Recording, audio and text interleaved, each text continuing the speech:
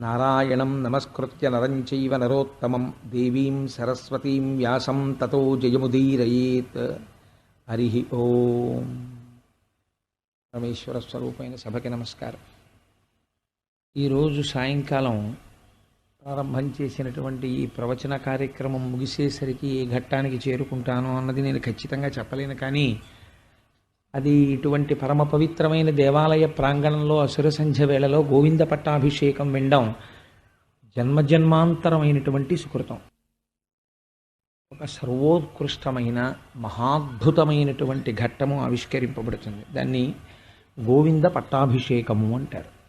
సురభి కామధేనువు కృష్ణ భగవానుణ్ణి అభిషిక్తుణ్ణి చేస్తుంది రేపటి రోజున. గోవింద అన్న నామం ఈశ్వరుడు గెలుచుకున్నాడు. అది చాలా గొప్ప లీల. మిగిలినటువంటి లీలలు మీరు ఆంతరమనందు తత్వంతో అనుసంధానం చెయ్యాలి. గోవింద పట్టాభిషేకం విన్నంత మాత్రం చేత ఈశ్వరుడి యొక్క అనుగ్రహం కలుగుతుంది. అది చాలా గొప్ప లీల. అందుకని ఆ గోవింద పట్టాభిషేకం ప్రారంభం నుంచి చివరి వరకు వినడం అన్నది చాలా మంచిది. అందుకని రేపటి రోజున మనం ఆ గోవింద పట్టాభిషేకాన్ని అనుభవిద్దాం. ఒక్కొక్క ఘట్టానికి ఆ ప్రాశస్త్యం అలా ఉంటుంది. ఈశ్వరుడు అంతటా ఉన్నాడు, మరి గుళ్ళోకి ఎందుకు పెడుతున్నాం అంటే గుళ్ళో ఆ తేజస్సు పొటమరించి ఉన్నది. అలా అన్ని గొప్ప ఘట్టాలే. గోవింద పట్టాభిషేకం దేవాలయం లాంటిది. ఒకానొకనాడు కృష్ణ భగవానుడు బలరాముడితో కలిసి ఆ ఆవుల్ని దూడల్ని అన్నింటినీ తీసుకుని బృందావనంలోకి బయలుదేరాడు. బయలుదేరి యథాప్రకారంగా ప్రతిరోజు ఎలా అయితే ఆ ఆవుల్ని దూడల్ని కాపాడుతూ తీసుకెడుతూ ఉంటాడో అదే విధంగా ప్రయత్నంలో ఉన్నారు.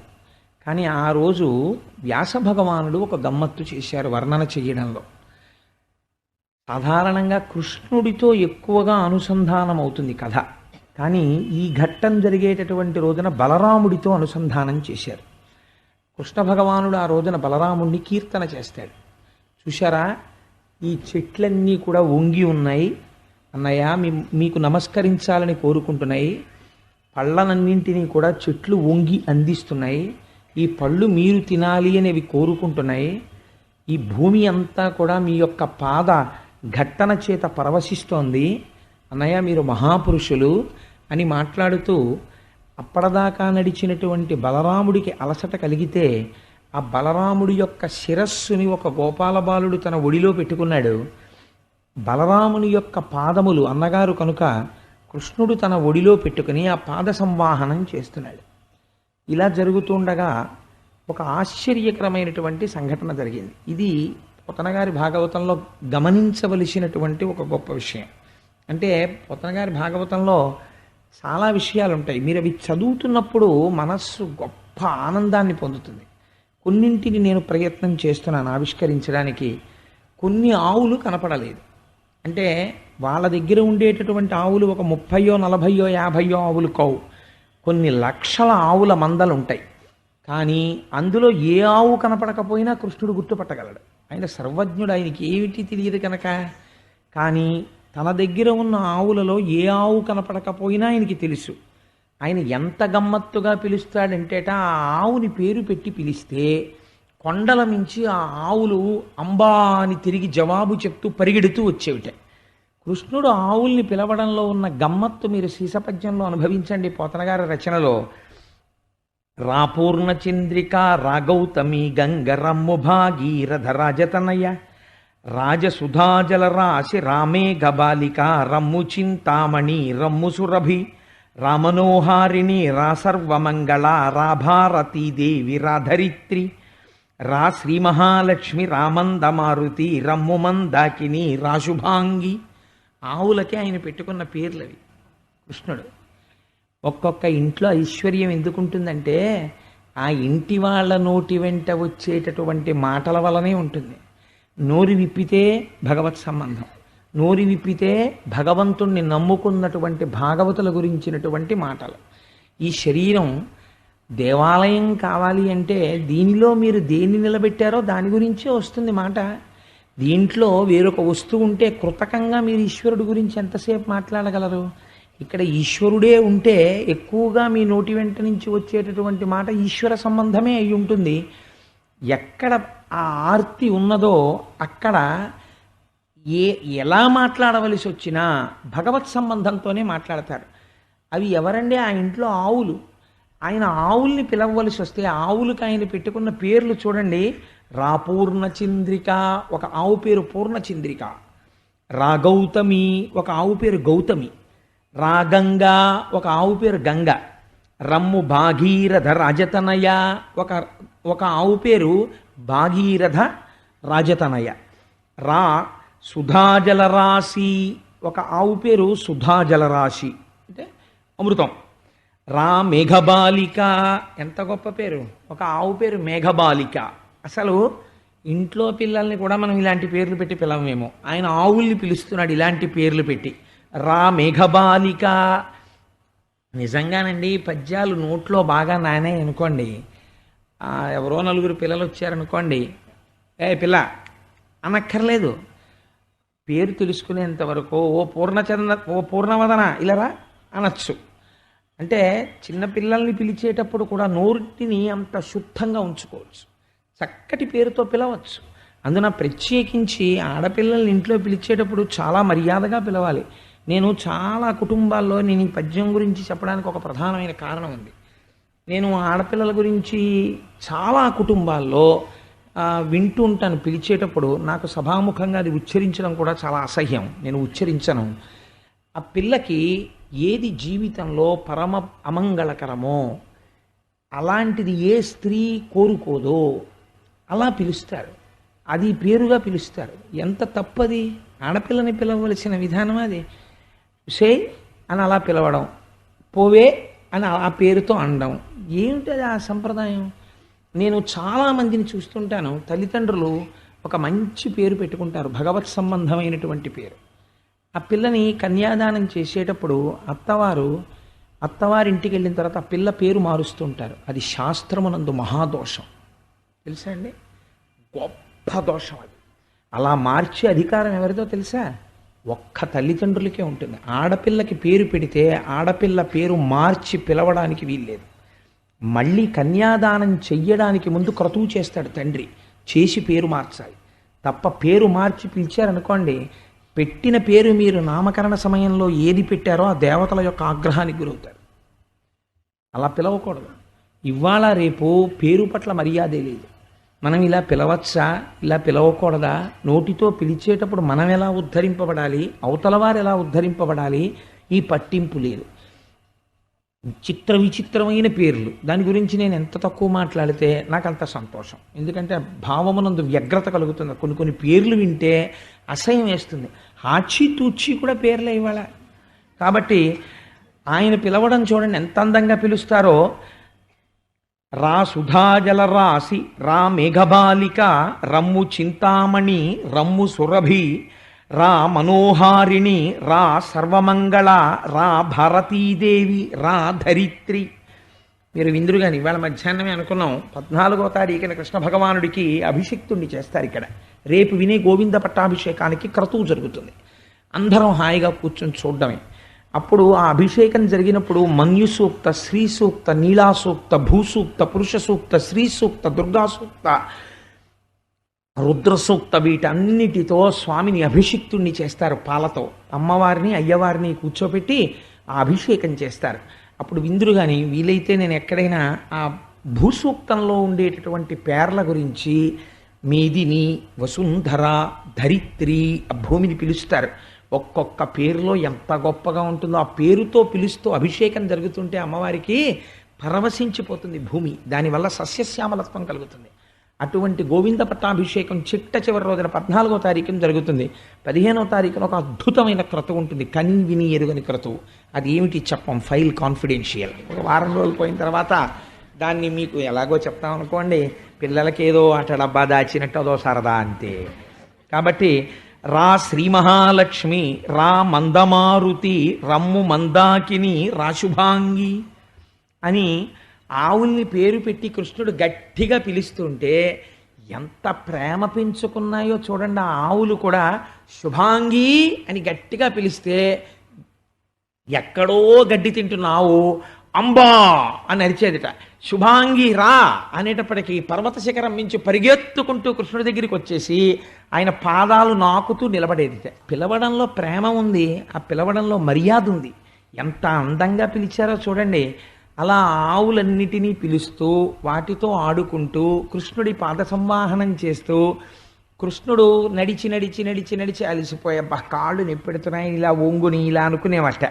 అనుకోగానే అక్కడ ఉన్న గోపాల బాలుడు చూసి, కృష్ణ నీకు కాళ్ళు నొప్పుడుతున్నాయా, నిన్ను ఉప్పు బస్తా ఎక్కించుకుంటాను రా అని చెప్పి చిన్నతనంలో ఉప్పు బస్తాలను ఆడుకునేవారు. దానివల్ల వెన్నుపాముకి ఎంత బలం వచ్చేదో. ఆ ఉప్పు బస్తా ఎక్కించుకుని ఆయన తొడల రెండింటి కింద నుంచి చెయ్యేసి ఇలా కట్టేసుకుని, ఎవరండి ఆయన? సమస్త బ్రహ్మాండములైన కుక్షి ఎందున్నవాడు. ఆయన గర్భము వచ్చి మన వీపుకి తగిలి ఆయన తొడల కింద చెయ్యేసి ఆయన్ని పట్టుకొని ఆయన చేతులతో మన కంఠాన్ని పెనవేసి పట్టుకోవడమే. ఒక గోపబాలుడు అలా ఎత్తుకుని తీసుకెడుతుంటే ఆశ్చర్యపోయేవారు దేవతలందరూ. ఏమిట్రా ఈ కృష్ణ భగవానుడి లీలలు, అసలు ఏ అవతారంలోనూ ఇటువంటి సౌలభ్యం లేదు, ఇంత సౌలభ్యం కేవలం కృష్ణ అవతారంలోనే అని పొంగిపోయి ఆఖరణ కృష్ణుడికి అలసట వస్తే కాళ్ళు పట్టేవారు. మీకు చిత్రం తెలుసా అండి? మీరు భాగవతం చదవాలి.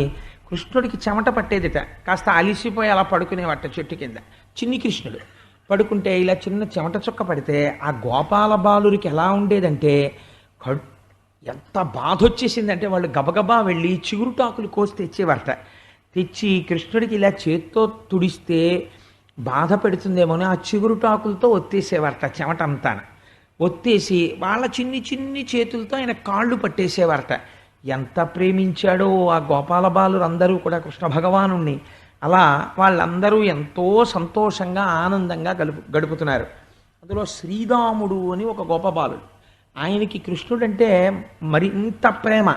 ఎప్పుడూ కృష్ణుడితో ఆడుకుంటూ, కృష్ణుడిని మోస్తూ, కృష్ణుడిని పడుకోబెట్టుకుంటూ ఆయనే చేశాడు. ఎందరో ఉండవచ్చు, కానీ సుకృతం ఎవరినో వరిస్తూ ఉంటుంది. వాళ్ళు ఎక్కువగా దగ్గర అవుతారు. దగ్గర అవడానికి హేతువేమి అంటే మనం చెప్పలేం. అలా భగవంతుడికి బాగా దగ్గర అవుతారు. అది ఎక్కడో సంస్కార బలం, ఎక్కడో అదృష్టం. పోతన గారు అయితే అన్నారు, కృష్ణుడు ఒక్కొక్కసారి ఒక్కొక్క చెట్టు ఎక్కితే చెట్టు ధన్యమైపోయిందన్నారు. నిజమే, మరి భగవంతుని యొక్క పాదస్పర్శ. కాబట్టి ఈ పిల్లలందరూ ఇలా బలరాముణ్ణి సేవించాడు. ఆ రోజున కృష్ణ భగవానుడు బలరాముణ్ణి కీర్తించాడు. పిల్లలందరూ పరుగు పరుగున వచ్చి ఒక మాట చెప్పారు, బలరామ బలరామ, ఇక్కడికి దగ్గరలో ఒక తాటి తోట ఒకటి ఉన్నది, దానికి పెద్ద పెద్ద తాటిపళ్ళు ఉంటాయి. తాటిపండు ముగ్గితే చాలా గమ్మత్తుగా ఉంటుంది, నల్లగా అయిపోయి ఆ తాటిపండు పైనుంచి కింద పడింది అనుకోండి, దాని అసాధ్యం కూడా మీరు తాటిపండుని తీసుకెళ్ళి ఏమీ చేయక్కర్లేదు. ఓ ఎండిపోయిన తాటాకోటి చూసి దాన్ని వెలిగించి తాటిపండుని దాని మీద పెడితే ఓ కర్ర గుచ్చి ఆ తాటిపండు కాలుతున్నప్పుడు వచ్చేటటువంటి వాసనకి మహర్షులు కూడా కొంచెం తింటే బాగుండేమో అనిపించేట్టుగా ఆకర్షిస్తుంది. అది నేను బాల్యమునందు అనుభవించాను, అందుకని నాకు బాగా తెలుసు. అది ఆ తాటిపండు బాగా నల్లగా మాడిపోయిన తర్వాత దాన్ని ఇలాగ తొక్క లాగుతారు, చక్కగా పేషలంలో వచ్చేస్తుంది. వచ్చేస్తే లోపల పచ్చటి తాటిపండు ముద్ద ఉంటుంది. అది అమృతంలా ఉంటుంది, చాలా రుచిగా ఉంటుంది అది ముద్ద కింద. అలా ఈ పిల్లలకి అందరికీ పాపం ఆ తాటిపళ్ళు తినాలని కోరిక. ఆ తాటిపళ్ళు పైనుంచి కింద పడిపోయి ముగ్గిపోయిన తాటిపళ్ళేమో ఇలా పగిలేవి, పగిలి అందులోంచి సువాసన వస్తుండేది. తాటిపండు తిందామంటే అక్కడ ఒక ధేనుకాసురుడని పిలువబడేటటువంటి గార్ధబాసురుడు ఒక ఆయన ఉండేవాడు. అంటే ఆయన గాడిద రూపంలో ఉన్నాడు, రాక్షసుడు. ఆయన తాను తినడు, గాడిద తాటిపండు తినదు, గాడిదకి తాటిపండు వాసన తెలియదు.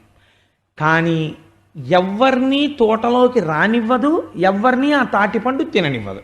ఒకవేళ ఎవడైనా తాటిపండు తినడానికి లోపలికి వచ్చాడనుకోండి, ఇది గబగబా వెళ్ళి వెనక కాళ్ళెత్తి అవతలవాడి గుండెల మీద తన్ని వాడు మరణించేటట్టు చేస్తుంది. కాబట్టి ఎవరూ లోపలికి వెళ్ళడానికి వీల్లేదు. ఈ మాట చెప్పి వాళ్ళు అన్నారు, మాకు ఎప్పటి నుంచో ఆ తాటిపళ్ళు తినాలనుంది బలరామ, మేము ఆ తాటిపళ్ళు తినేటటువంటి అదృష్టాన్ని మాకు కల్పించవా అని అడిగారు. బలరాముడు అన్నాడు, ఆ గార్ధబాసురుడా ఇంకోడా, మీకేం భయం లేదు, నా వెంట రండి అన్నాడు. ఆ తోటలోకి తీసుకెళ్ళి ఆయన అపారమైనటువంటి బలశాలి. బలరాముడంటే బలము మిగుల కలుగ బలభద్రుడనిలోక రమణుడగుట చేసి రాముడనియు అని కదా ఆయన. అందుకని ఒక తాటి చెట్టు పట్టుకుని ఊపాడు. ఊపితే తాటి చెట్టుని ఊపడం అంటే అది మాటలు కాదు, తాటి చెట్టుని ఎవరు ఊపలేరు, చాలా కష్టం. అలా తాటి చెట్టును ఆయన ఊపాడు. ఊపితే తాటి చెట్టు పైన ఉన్నటువంటి తాటి పళ్ళు గలగల గలగల గలగల కింద రాలిపోయి రాలిపోతే ఈ పిల్లలందరూ ఎంతో సంతోషంగా వచ్చి భలే ఉన్నాయిరా తాటిపళ్ళు మనకు బలరాముడు ఇప్పించాడని చెప్పి తాటిపళ్ళు తింటున్నారు. చూశాడు గర్ధపాసుడు, ఇన్నాళ్ల నుంచి నేను ఈ తాటిపళ్ళు ఎవరూ తినకుండా కాపాడాను, ఇవాళ ఈ పిల్లలు వచ్చి తాటిపళ్ళు తింటున్నారని వాడు వెంటనే గాడిద రూపంలో వచ్చి బలరాముణ్ణి తన వెనక కాళ్లతో ఒక్క తన్ను ఆయన గుండెల మీద తనబోయాడు. బలరాముడు ఒడిసి ఆ రెండు కాళ్ళు పట్టుకుని ఆ గాడిదని గిర్ర గిర్ర గిర్ర గిర్ర తిప్పి ఒక తాటి చెట్టు మీదకి విసిరాడు. ఒక తాళాగ్రము తాకవైవనది కంపోద్రిక్తయై తుళ్ళి వేరొక తాళాగ్రముపై పడన్ ఐ యుగ్రాహుతిన్ కోర్వక ఆ తాళాగ్రము వేరొక తాళవృక్షంబుపై పడే ఇట్లుండుంటిపై తాళవృక్షంబులు కూలే ప్రచండ మరుతము శోకన్కూలు చందంబునన్ అంటారు పోతన గారు. ఈ గాడిదని పట్టుకుని విసిరితే ఇది వెళ్ళి ఓ తాటి చెట్టుకు తగిలింది. ఆ తాటి చెట్టు ఈ గాడిద దెబ్బకి ఈ తాటి చెట్టు వెళ్ళి ఇంకో తాటి చెట్టు మీద పడింది. దీని విసురుకి ఆ తాటి చెట్టు వెళ్ళి ఇంకో తాటి చెట్టు మీద పడింది. అలా తాటి చెట్లన్నీ పెద్ద గాలి వస్తే ఎలా పడిపోతాయో అలా తాటి చెట్లన్నీ కూలిపోయి హాయిగా పిల్లలందరూ ఆ పళ్ళు తినేశారు. ఈ గాడిద రూపంలో ఉన్నటువంటి రాక్షసుడు మరణించాడు. ఈ గాడిదకి మళ్ళీ అనేక మంది గాడిదలు పిల్లలు ఉన్నాయి. అందుకని వీళ్ళందరూ కూడా మా నాన్నగారిని ఎవరో సంహరించారని చెప్పి పిల్లగాడిదలన్నీ యుద్ధానికి వచ్చాయి.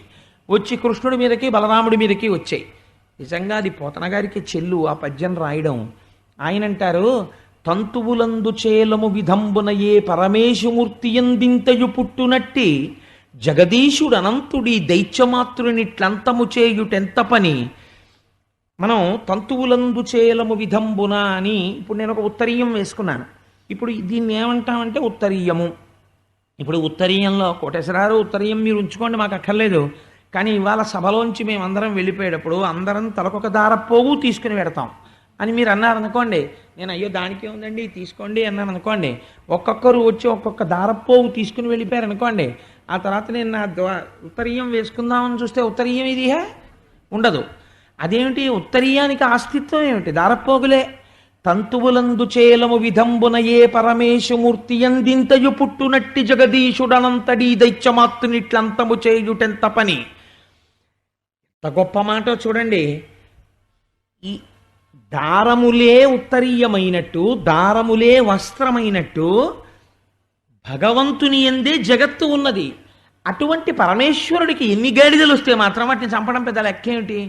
ఇన్ని బుడగలు ఉన్నాయనుకోండి, ఆ బుడగలన్నింటినీ ఉఫ్ఫని ఊదేస్తే పగిలిపోతాయి. ఆహాహా ఎంత మహావీరుడవయ్యా అనాలా దానికి. బళి బళి మా బావ బల్లెమ్ము జేబూని పుల్లాకు తూట్లుగా పొడవలి వర్ణిస్తారు. ఎవడో పూర్వకాలంలో బావగారు చాలా ఎంగిలి విస్తరాకుని తీసుకుని దాని మీద బల్లెంతో పొడిచేసేట, అంటే దెప్పి పొడిచారు. అబ్బో నువ్వు ఎంత గొప్పవాడివా అని కొత్తగా అల్లుడి ఇంటికి వస్తే బావమరుదులు వెటకారం ఆడారు. బళి బళి మా బావ బల్లెమ్ము చేబూని పుల్లాకు తూట్లుగా పొడవలేదే అని. అలా పరమేశ్వరుడైనటువంటి వాడికి గాడిదల్ని చంపడం పెద్ద లెక్క ఏమిటండి? రాక్షసుల్ని పిల్లగాడిదల్ని చంపి అవతల పారేశాడు అన్నారు అంతే పోతన గారు. ఈ లీల చాలా చిన్న లీల, కానీ ఈ లీల కృష్ణ భగవానుడు చెయ్యలేదు భాగవతంలో. దీన్ని బలరాముడితో చేయించాడు. బలరాముడు చెయ్యడానికి ముందు బలరాముడిని చాలా పొగిడాడు. పొగిడి తీసుకొచ్చి బలరాముడు చంపాడు ధేనుకాసురుణ్ణి. ఇది కృష్ణుడు చెయ్యకూడదా? ఇంతమంది రాక్షసుల్ని చంపాడు కదా, ఇంతమంది రాక్షసుల్ని చంపినటువంటి కృష్ణుడు ధేనుకాసురుణ్ణి అనగా గర్ధపాసురుణ్ణి ఎందుకు చంపలేదు? బలరాముడి పాద సంవాహనం చేసి అన్నయ్య కాళ్ళు పట్టి అన్నయ్యకి విసిరి అన్నయ్యకి పళ్ళు పట్టి అన్నయ్యని స్తోత్రం చేసి అన్నయ్యతో ఎందుకు చంపించాడు? ఈ విషయం, ఈ రహస్యం మీకు అర్థమైందనుకోండి, అర్థమైతే జీవితానికి ఒక పరమార్థం ఏర్పడుతుంది. ఎందుచేత అంటే ఇది లీల చాలా చిన్న లీల, కానీ పరమోత్కృష్టమైనటువంటి లీల. ఎందుకంటే పుట్టుకతో మీ అంతట మీరు ప్రయత్నము చేయవలసినటువంటి అవసరము లేకుండా పట్టుకునేటటువంటి గుణం ఒకటి ఉంటుంది. దాని పేరే లోభము. అది ఎవ్వరూ నేర్పక్కర్లేదు. ఒరే నాన్న నువ్వెవరికి ఏమీ పెట్టకే, నువ్వన్నీ దాచుకో, నువ్వెవరికి ఇవ్వకూడదు అని చెప్పడానికి ప్రత్యేకం సిలబస్సో క్లాస్ రూమో లేకపోతే లోభము అన్న సబ్జెక్ట్ గురించి ఓ మాస్టర్ని పోస్టింగ్ వేయడం, ఆయనకు ఒక క్వాలిఫికేషన్ ఉండడం అలా ఏం ఉండదు. లోభము ఎవ్వరూ చెప్పరు, వచ్చేస్తుంది అంతే వాడికి. ఎంత చిత్రంగా వస్తుందంటే వాడికి ఇంకా మాటలు వస్తాయి. ముందు తాత తాత అంటాడు, లేకపోతే నాన్న నాన్న అంటాడు. ఇంకా గట్టిగా 2 అక్షరాలు వస్తాయి అంతే. మీరు వాడిని ఏది నాన్న నాకు పెట్టు అన్నారనుకోండి, నాది అంటాడు. వాడు ఇవ్వడు. అంటే అది మనిషికి సహజంగా ఉండేటటువంటి స్వభావం. అందుకే మన వాళ్ళు ఏది చేసినా సంప్రదాయంలో ఉత్తినే చేయరండి. ఏది చేసినా దాని వెనకాతల ఒక రహస్యాన్ని చెప్తారు. అందుకే మీరు ఎక్కడ సృష్టిలో ఇటువంటి గొప్ప మతాన్ని చూడరు. తొట్లో పెట్టాం పిల్లాన్ని తొట్లో పెట్టామంటారు. తొట్లో పెట్టడం ఏమిటండి? తొట్లో పెట్టడం అంటే ఉయ్యాల్లో పెట్టడం. ఉయ్యాల్లో పెడితే అది పెద్ద సంబరం ఏమిటండి? పిల్లాన్ని ఉయ్యాల్లో పడుకోబెడతారు. ఉయ్యాల్లో పడుకోబెడితే దానికి అంత పెద్ద పేరంటం చెయ్యాలా? కాదు. ఇంతమందిని పిలిచి ఈ జీవుడి అజ్ఞానం చూడండి అని చెప్తారు. ఏమిటో తెలుసా అండి? వాడికి అప్పటి వరకు సుఖము అనగా ఏమి వాడికి తెలియదు. మీరు ఊయలలో పడుకోబెట్టగానే బట్ట ఉయ్యాలలో కట్టి పడుకోబెట్టి ఇలా ఇలా ఇలా ఇలా ఊపేటప్పటికీ అమ్మ పాడేటటువంటి మొదటి పాట ఒక్కటే పాడుతుంది. ఇంకేమీ పాడరు. వినాయక ప్రార్థనో లేకపోతే అమ్మవారి మీద కీర్తనో సాంబ శివాయన రేయో ఏం పాడరు. అలా హాయి అంటారు. ఓరిపిచ్చాడా, ఇంతకుముందు ఇలాగే ఇచ్చావు జన్మలు. అక్కడ పుట్టావు, ఇక్కడ పోయావు, ఇక్కడ పుట్టావు, అక్కడ పోయావు. పునరపి జననం పునరపి మరణం పునరపి జననీ జఠరే శయనం. మళ్ళీ మొదలెట్టావు శరీర సుఖం. మళ్ళీ ఉయ్యాలా ఎక్కి ఇలా ఊపుతుంటే అట్నుంచి ఇటు వచ్చేటప్పటికి నీకు సంతోషంగా ఉందా? ఎంత అజ్ఞానం రా ఇది అని అడురా హాయి. ఇందులో హాయి లేదురా ఈ సుఖంలో అని అమ్మ మొట్టమొదటి గురువై జ్ఞానబోధ చేస్తుంది తొట్లో పెట్టిన రోజున. అందుకని ఏ పని చేసినా దాని వెనకాతల ఒక రహస్యం ఉంటుంది. మనకి ప్రయత్నపూర్వకంగా చిన్నతనంలో, ఇప్పుడంటే లేదనుకోండి, అసలు ఆ అవసరము లేదు, ఎవరు చెప్పరు కూడా. పిల్లాడికి గడుసుతనం మప్పాలమ్మా అంటారు. ఇప్పుడు అంతా సిలబస్ మారిపోయింది. ఇప్పుడు అసలు అలా తల్లులు పిల్లల్ని కూర్చోబెట్టుకుని పిల్లలకి నీతి గురించి మాట్లాడి సంస్కారం గురించి మాట్లాడినటువంటి తల్లులు కూడా చాలా తగ్గిపోతుంది సంఖ్య. నేను ఆ మాట చెప్పడానికి నాకేం భయం లేదు. మా చిన్నతనంలో పిల్లల్ని కూర్చోబెట్టుకుని మాట్లాడవలసి వస్తే చాలా అందమైనటువంటి శ్లోకాలు చెప్తుండేవారు. నాకు జ్ఞాపకం ఉన్నంత వరకు పరోపకారాయ ఫలంతి వృక్షాః అని మా అమ్మమ్మ గారు కూర్చోపెట్టి, చూసావా ఈ చెట్టుకి నీళ్లు పోస్తే అది మామిడికాయలు కాయకపోతే ఏమవుతుంది? ఏం చేస్తావు నువ్వు దాన్ని? కానీ ఎవరి కోసం కాస్తోంది మామిడి చెట్టు? తను కాసిన కాయలలో ఒక్క పండు, ఇన్ని పళ్ళు పండాను కదా, ఒక్క పండు నేను తింటానని మామిడి పండు ఎప్పుడైనా మామిడి చెట్టు తిన్నదా? ఒక్క పండు తినదు. నది ప్రవహిస్తుంటుంది. ఇంత ఎండలో రాత్రనక పగలనక తిరుగుతున్నాను, దాహం వేస్తోందని నది తన నీళ్లు తాను ఒక చుక్క తాగినదా? తాగలేదు. ఆవు ఎక్కడికో వెళ్ళి గడ్డి తిని పాలు తయారు చేసింది. తన పాలు తాను ఆవు దగ్గరికి తీసుకెళ్ళి మీరు గిన్నెలో పెట్టండి, ఇలా వాసన చూసి వదిలేస్తుంది. తను తాగదు. ఆవు తన పాలు తను ఒక చుక్క తాగదు. తనది కానివన్నీ తెచ్చి దాచుకునే దుర్మార్గుడెవరు ప్రపంచంలో? మనుష్యులొక్కడే. పశువులు, పక్షులు, చెట్లు అన్నీ ఇతరుల కోసమే జీవిస్తాయి. తమకి అని ఇంత మాత్రం దాచుకోవడము చేత కాదు. పక్షులకి బ్యాంక్ ఉందండి ఎక్కడైనా? కుక్కలకి బ్యాంక్ ఉందా? లేదు. వాటికి అకౌంట్లు, ఏటీఎం కార్డులు, ఇలాంటి గొడవలు వాటికి ఏమి ఉండదు. ఒక్క మనుష్యుడికే ఉంటాయి ఇవన్నీ. ఫిక్స్డ్ డిపాజిట్లు, టర్మ్ డిపాజిట్లు, రేట్ ఆఫ్ ఇంట్రెస్ట్లు, సీనియర్ సిటిజన్స్. అక్కడ కూడా మళ్ళీ ఎంత మోహబుద్ధో, సీనియర్ సిటిజన్ అయితే కొంచెం ఇంట్రెస్ట్ ఎక్కువ, వాడికి ఏమైనా తత్వజ్ఞానం కలిగి వదిలిపోతుంటే మళ్ళీ పెంచుతుంది అది. కాబట్టి ఏమో ఆర్థికంగా పనికి రావడం కూడా పనికి రావచ్చు. నేను ఆ ప్రయోజనాన్ని కాదని అనుకోండి, అది వేరే విషయం. కానీ భాగవతం చెప్తూ నేను రేట్ ఆఫ్ ఇంట్రెస్ట్ సీనియర్ సిటిజన్గా మంచిది అని చెప్తే అర్థం ఉండదని అలా చెప్తున్నాను అంతే. కాబట్టి ఇవి మీకు ఇవన్నీ ఎవరికి ఉంటాయండి? ఒక్క మనుష్యుడికే ఉంటాయి. మీరు ఒక కుక్కకి ఇంత అన్నం పెట్టారనుకోండి, అది తినేసి పడుకుంటుంది. ఎంత విశ్వాసంతో ఉంటుందో తెలుసా అండి అది? ఇలా కుక్క పడుకుంటే ఇలా ముఖం పెట్టుకు పడుకుంటుంది. పడుకుంటే ఓ కాకి వచ్చి అలా బాల్కనీలో వాలింది అనుకోండి, ఇలా చూస్తుంది. కాకి 2 అడుగులు ఇలా గెంతింది అనుకోండి, కాస్త వంటింటి వైపు హౌ అంటుంది లేచి. వంటింట్లోకి వచ్చి యజమాని చెంచే ఎత్తుకుపోతుందేమో దానికి అనుమానం. అంత ఎలర్ట్గా ఉంటుంది అది డ్యూటీలో.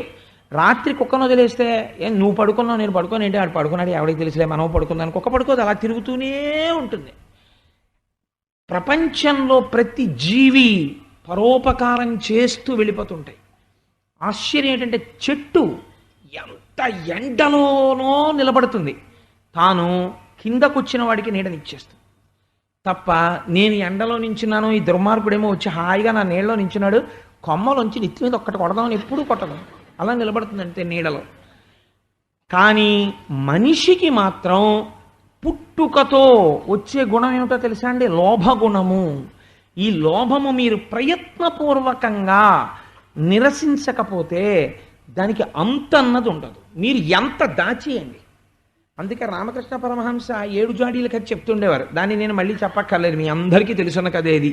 అందుకని ఎంత తీసుకొచ్చి దాచేయండి ఉండదు. తృప్తి అన్నది ఇక్కడ తెచ్చుకోవలసినటువంటి మాట. రామకృష్ణ పరమహంస చెప్పిన మాట నాకు ఇంకొకటి జ్ఞాపకం వస్తుందండి, చెప్పకుండా ఉండలేను నేను. ఒకానొకప్పుడు ఒక పక్షి ఓ చేప దొరికింది, దానికి దొరికితే సముద్రపు టొడ్డున లంగరు వేసి ఉన్నటువంటి పడవలోకి దూరి ఓడలోకి దూరి ఆ పెద్ద చేపని పొడుచుకు తింటోంది. ఈలోగా ఆ ఓడకి లంగరు ఎత్తేసారు. ఎత్తేస్తే ఆ ఓడ ప్రయాణం చేయడం మొదలుపెట్టి వెళ్ళిపోతుంది సముద్రంలోకి. ఇది ఈ చేపని పూర్తిగా తినడం అయిపోయి కాసేపు హాయిగా చాలా బాగుందని కూర్చుని పైకి వచ్చింది. వచ్చి చూసేటప్పటికీ ఆ ఓడకుండేటటువంటి స్తంభం ఎక్కి కూర్చుంది. ఎటు చూసినా సముద్రమే, నేల కనపడలేదు. తూర్పు దిక్కుకి ఎగిరింది, కనపడలేదు నేల, వెనక్కి తిరిగి వచ్చేసింది, కూర్చుంది. పశ్చిమ దిక్కుకి ఎగిరింది, కనపడలేదు, తిరిగి వచ్చేసింది. 4 దిక్కులు ఎగిరింది, కూర్చుంది. బెంగ పెట్టుకుంది, తిరిగింది తిరిగింది తిరిగింది తిరిగింది అనుకుంది, ఎందుకు నేను తిరగడం? ఈ ఓడ అక్కడ బయలుదేరినా మళ్ళీ ఈ ఓడ నీళ్లలో బయలుదేరి ఎక్కడికెడుతుంది? భూభాగానికే పెడుతుంది. దీని మీద కూర్చుంటే నీ చేరేది భూభాగమేగా, నేను ఎగరడం ఎందుకు అనుకుంది. అనుకున్న ఉత్తర క్షణం దానికి విశ్రాంతి వచ్చేసింది, హాయిగా కూర్చుంది ఆ ఓడ మీద సముద్రాన్ని చూస్తే. మళ్ళీ నేను ఇంత దూరం ఎగరలేను కదా, దీని మీద కూర్చుంటే భూభాగం వస్తుంది, ఇంకో దేశం వెళ్ళిపోతాను, మళ్ళీ దీని మీదే కూర్చుంటే ఇది మళ్ళీ ఈ భూభాగానికి తీసుకొచ్చేస్తుంది అని ఆ పక్షి స్తంభం మీద కూర్చుంది. కూర్చోగానే ఆ పక్షి విశ్రాంతి పొందినది.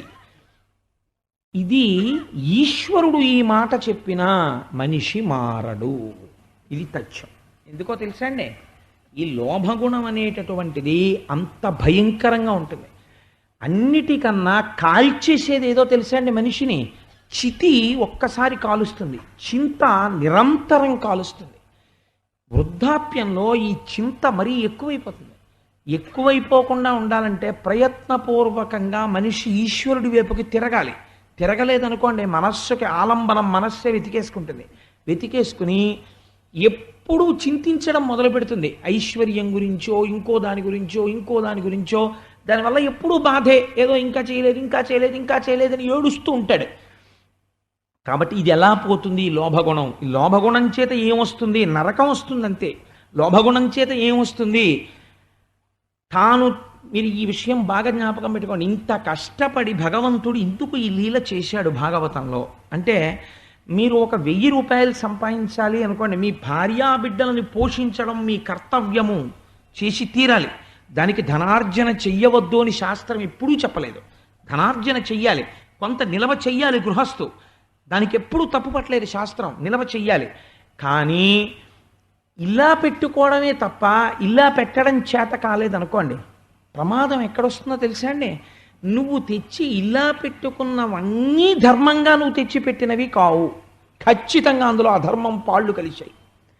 కాబట్టి ఇప్పుడు ఏమవుతోంది? నీ ఖాతాలో 2 జరిగిపోతున్నాయి ఏకకాలమునందు. ఒకటి, నీ పూర్వజన్మలలో చేసుకున్నటువంటి పుణ్యము ఖర్చు అవుతోంది, అందుకని ఇప్పుడు నీకు డబ్బు వస్తోంది. నీవు ఈ జన్మలో పాపము చేస్తున్నావు, అది నీ ఖాతాలో పడుతోంది. ఇప్పుడు నీ పూర్వజన్మలలో చేసినటువంటి పుణ్యమంతా ధన రూపంలో వచ్చి ఇంట్లో చేరుతోంది. ఒకనాడు ఊపిరి ఆగుతుంది, తప్పదు. ఆగిపోయిన తర్వాత ఏమవుతుంది? 11వ రోజు అవకముందే ఈ పిల్లలందరూ ఇవన్నీ పంచేసుకుని వాటాలు వేసుకుని దెబ్బలాడుకుని బయటికి వెళ్ళి పెద్దవాళ్ళని తీసుకొచ్చి, ఇదేంటి నా దగ్గర ఉంచుకోవాలా అమ్మ నీ దగ్గర ఉంచుకోవాలా అని 6 నెలలు వాటాలు వేసుకుని, మా నాన్న ఇంకా ఇది ఖర్చు పెట్టకుండా ఉంటే బాగుండేదని మాట్లాడుతుంటే వీడికి విసుగొచ్చి 11 రోజులు అయిపోయిన తర్వాత ఇంక నేను వచ్చేస్తానని వెళ్ళిపోతాడు తోటలతోటి. గరుడ పురాణ వాక్యం. కాబట్టి ఏమవుతుంది అంటే, మనిషికి సంపాదించిందంతా ఏమైంది? వీళ్ళు పంచేసుకున్నారు. పాపం ఎవరు పంచుకున్నారు? ఎవ్వరూ పంచుకోడు, ఇవ్వరు పంచి. దీన్నేం చేశారు? ధర్మం అంతే. ఆయన సంపాదించాడు, వాళ్ళు పంచుకున్నారు పిల్లలు కాబట్టి. ధర్మశాస్త్రం తప్పు పట్టదు. పాపం వాళ్ళ ఖాతాలో వేయరు. పాపం ఎవరి ఖాతాలో పడింది? ఈయన ఖాతాలో పడింది. ఇప్పుడు ఈయన ఏమి అనుభవించాలి? ఈ పాపానికి ఫలితం అనుభవించాలి. ఇలా పెట్టింది ఏమైనా ఉంటే మళ్ళీ నీ ఖాతాలో పడుతుంది పుణ్యం. ఏది పెట్టింది? ఎక్కడుంది?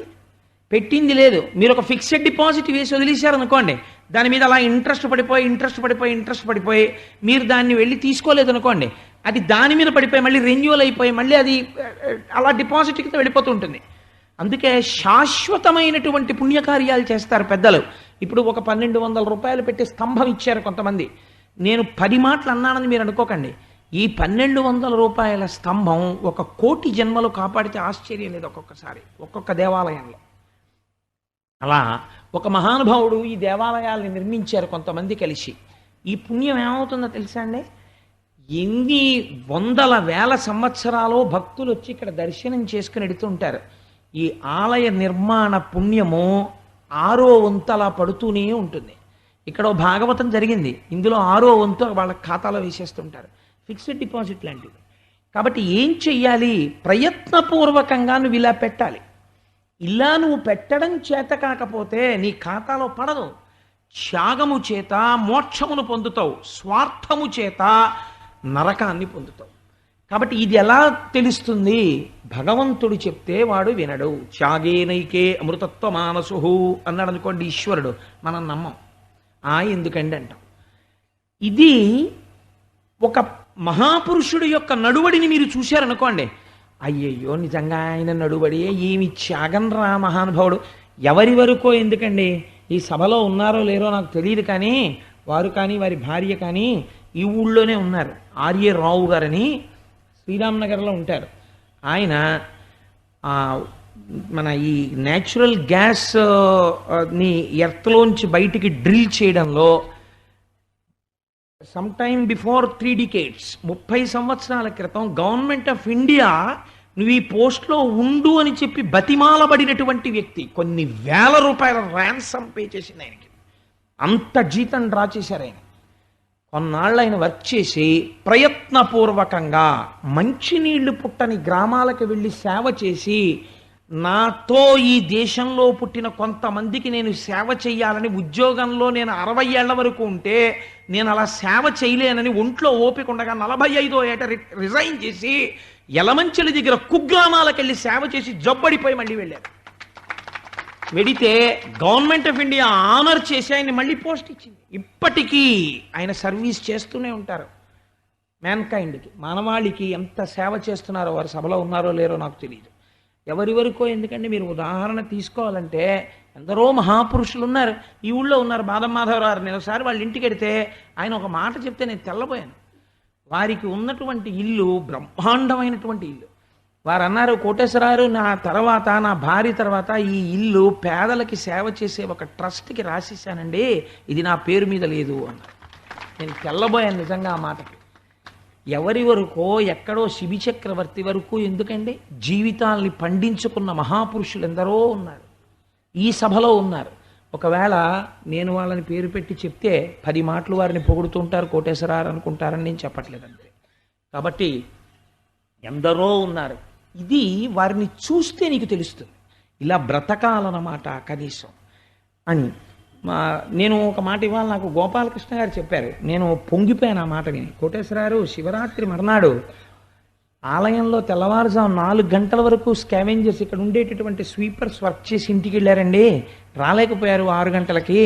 మర్నాడు ఆలయం అంతా అపరిశుభ్రంగా ఉంటే తల్లులు, పెద్ద పెద్ద ఇంటి తల్లులు వచ్చి, ఇంకా ఇక్కడ పనిచేసే పని వాళ్ళు రాలేదు అని నేను బాధపడుతుంటే వాళ్ళందరూ తలో చీపురు కట్ట తీసుకుని గుడి తుడిచేశారండి అన్నారు.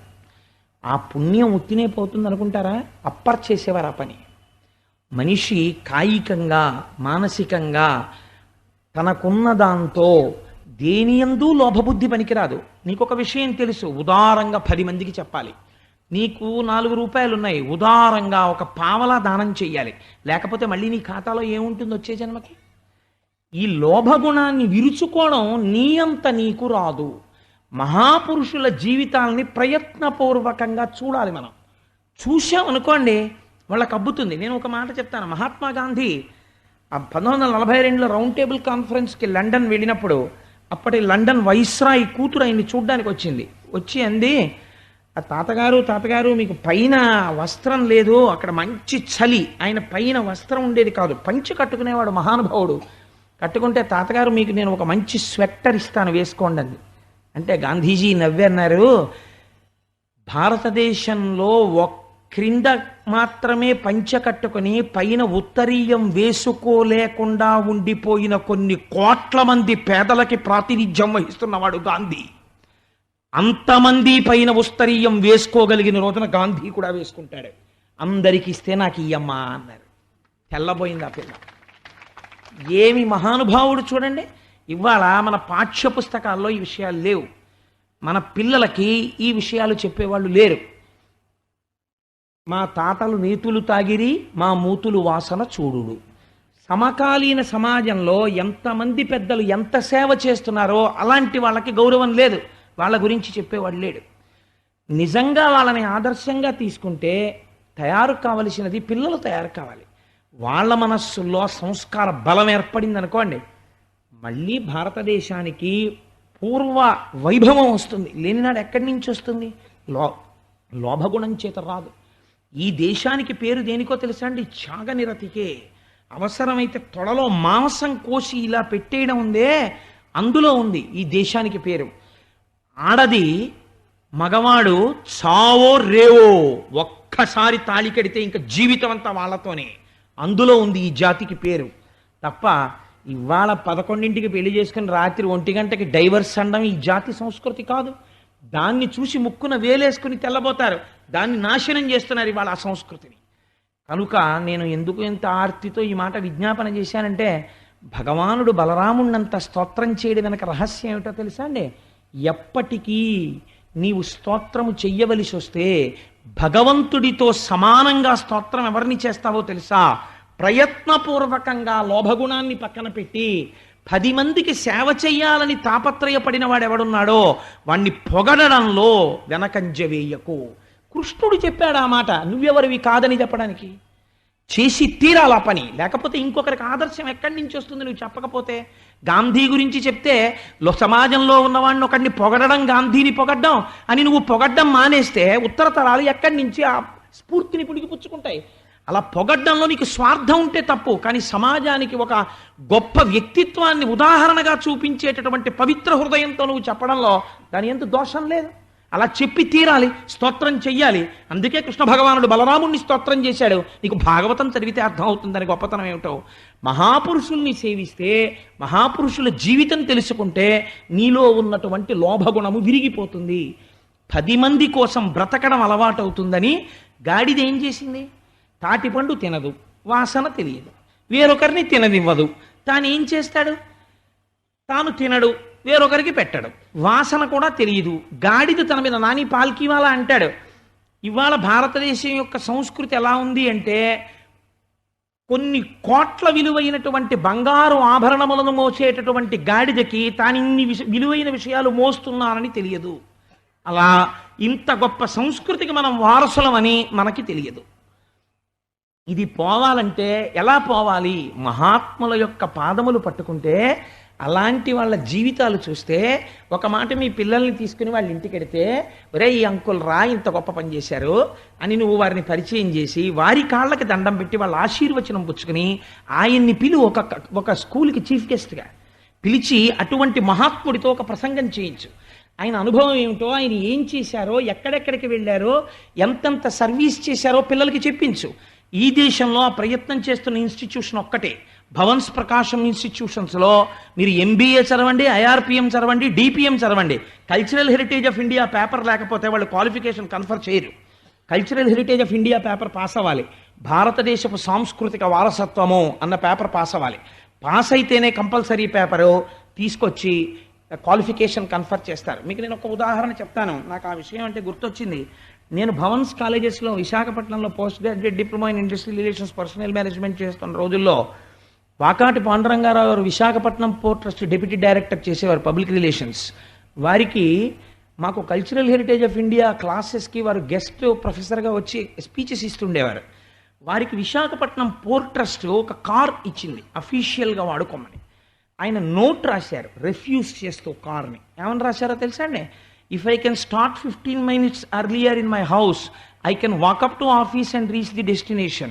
I have no right to throw smoke on my fellow citizens to travel in a car, by traveling in a car. So I humbly refuse it. I wish to continue the same system of walking and reaching the office. Thank you very much. And that chairman ఇచ్చాడు. ఒక్క మనిషి deputy director అయినంత మాత్రం చేత ఆఫీస్కి చేరడానికి కారులో కూర్చుని నాతో పుట్టినటువంటి కొంతమంది భారతీయుల యొక్క ముఖాల మీద పొగ చిమ్మి ఆఫీస్కి రావాల్సిన అవసరం నాకు లేదు. ఒక 20 నిమిషాల్లో నా క్వార్టర్ నుంచి నడిచి నేను ఆఫీస్కి రాగలను, నాకు కారు అక్కర్లేదు, ఇచ్చినందుకు థ్యాంక్స్ అని రాసిచ్చారు.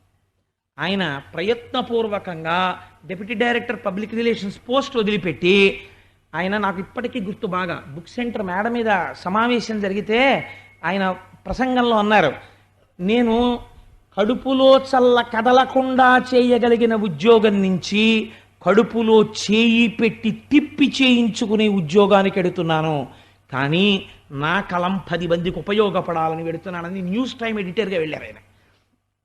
అసలు ఈ లీల గురించి మాట్లాడవలసి వస్తే నాకు అనిపిస్తుంది అదొక స్నాతకోపన్యాసం, అంత గొప్ప లీల. సరే, ఇంకా నేను నా ఆవేశాన్ని అణుచుకుంటాను, నేను ఇంకా దాని గురించి మాట్లాడను. కాబట్టి అది ఎంత గొప్ప లీలో పెద్దలు మీరు ఒక్కసారి ఆలోచన చేయండి. మన పిల్లలకి ఈ విషయాలు అందాలి. మనం ఇవాళ భాగవతం అంటే అవుట్డేటెడ్ అంటున్నాం. భాగవతం ఎందుకండి అంటున్నాం మనం కాదు. 2 పద్యాలలో ఎన్ని మహత్తరమైన విషయాలు ఉన్నాయో పిల్లల్ని కూర్చోపెట్టుకుని నిజంగా తల్లిదండ్రులు మాట్లాడితే పిల్లలు ఎటువంటి స్థితికి వెడతారో. వాకాటి పాండురంగారావు గారు మహానుభావుడు దిక్సూచి అని వ్యాసాలు రాసేవాడు. అందులో ఆయన ఒక మాట అంటారు, ఈ దేశానికి 2 పెద్ద పెద్ద బరువులు ఎవరో తెలుసా? ఒకటి తన భార్యకి అమ్మకి థ్యాంక్స్ చెప్పినవాడు. అమ్మకి భార్యకి ఏమని థ్యాంక్స్ చెప్తావు? నువ్వు ఆఖరి ఊపిరి వరకు thank you thank you thank you అంటున్నా వాళ్ళ యొక్క రుణం నువ్వు తీర్చుకోలేవు. కాబట్టి వాళ్ళకి థ్యాంక్స్ చెప్పడం కుదరదు, వాళ్ళకి మనసులో కృతజ్ఞతతో ఉండడమే. రెండవది, నాన్నగారు ఇంద్రధనస్సు అంటే ఏంటండి అంత బాగుంది ఆకాశంలో అంటే, ఇంద్రధనస్సుని గురించి 2 మాటలు కొడుక్కి చెప్పకుండా సినిమా టికెట్ కోసం పరిగెత్తిన తండ్రి ఈ జాతికి బరువు అంటే ఆయన ఏం సింబలైజ్ చేశారో తెలుసా అండి? ఒక్కనాడు కూడా కొడుకుని కూర్చోబెట్టుకునో పోతన గారి గురించో ఒక గొప్ప పర్సనాలిటీ గురించో తాను మాట్లాడక, తాను చదవక, తాను చెప్పక ఎప్పుడు లోభగుణం గురించి చెప్పిన తండ్రి ఉన్నాడే వాడే ఈ జాతిని పాడు చేస్తున్న చీడ పురుగు అని దిక్సూచి వ్యాసాలను ఆంధ్రప్రభకి రాసేవారు ఆ రోజుల్లో ఆయన మహానుభావుడు. మళ్ళీ అందులోకే వచ్చేస్తున్నాను, ఈశ్వర నన్ను ఇందులోంచి బయటికి తీ. కాబట్టి ఈ లీల పూర్తి చేశారు స్వామి, అయిపోయిందండి ఇంకక్కడికది. తరువాత కాళీయమర్దనం అనేటటువంటి ఒక గొప్ప లీలలోకి ప్రవేశిస్తున్నాం. ఈ లీల చేసేటప్పుడు ఒకానొక నాడు కృష్ణ భగవానుడు ఆ బలరాముడితోటి ఆ పిల్లలతోటి కలిసి, ఆనాడు బలరాముడు రాలేదు కృష్ణుడితోటి, బలరాముడు ఇంట్లో ఉండిపోయాడు. మిగిలిన పిల్లలందరినీ తీసుకుని ఒక ఏటి ఒడ్డుకు వెళ్ళి కూర్చున్నాడు. అది కాళింది మడుగు అంటారు, యమునా నదిలో అంతర్భాగం. ఆ కాళింది మడుగుకి వెళ్ళి కూర్చుంటే ఈ పిల్లలందరికీ ఎండకి దాహం వేసింది. దాహం వేసి ఆ కాళిందిలో ఉన్నటువంటి నీరు తాగారు. తాగగానే వాళ్ళందరూ మరణించారు. ఆవులు, దూడలు, ఎద్దులు అన్నీ మరణించాయి. వెంటనే పరమాత్మ తన కరుణా దృష్టితో చూశాడు. దీని వెనకాతల ఒక రహస్యం ఉంటుంది.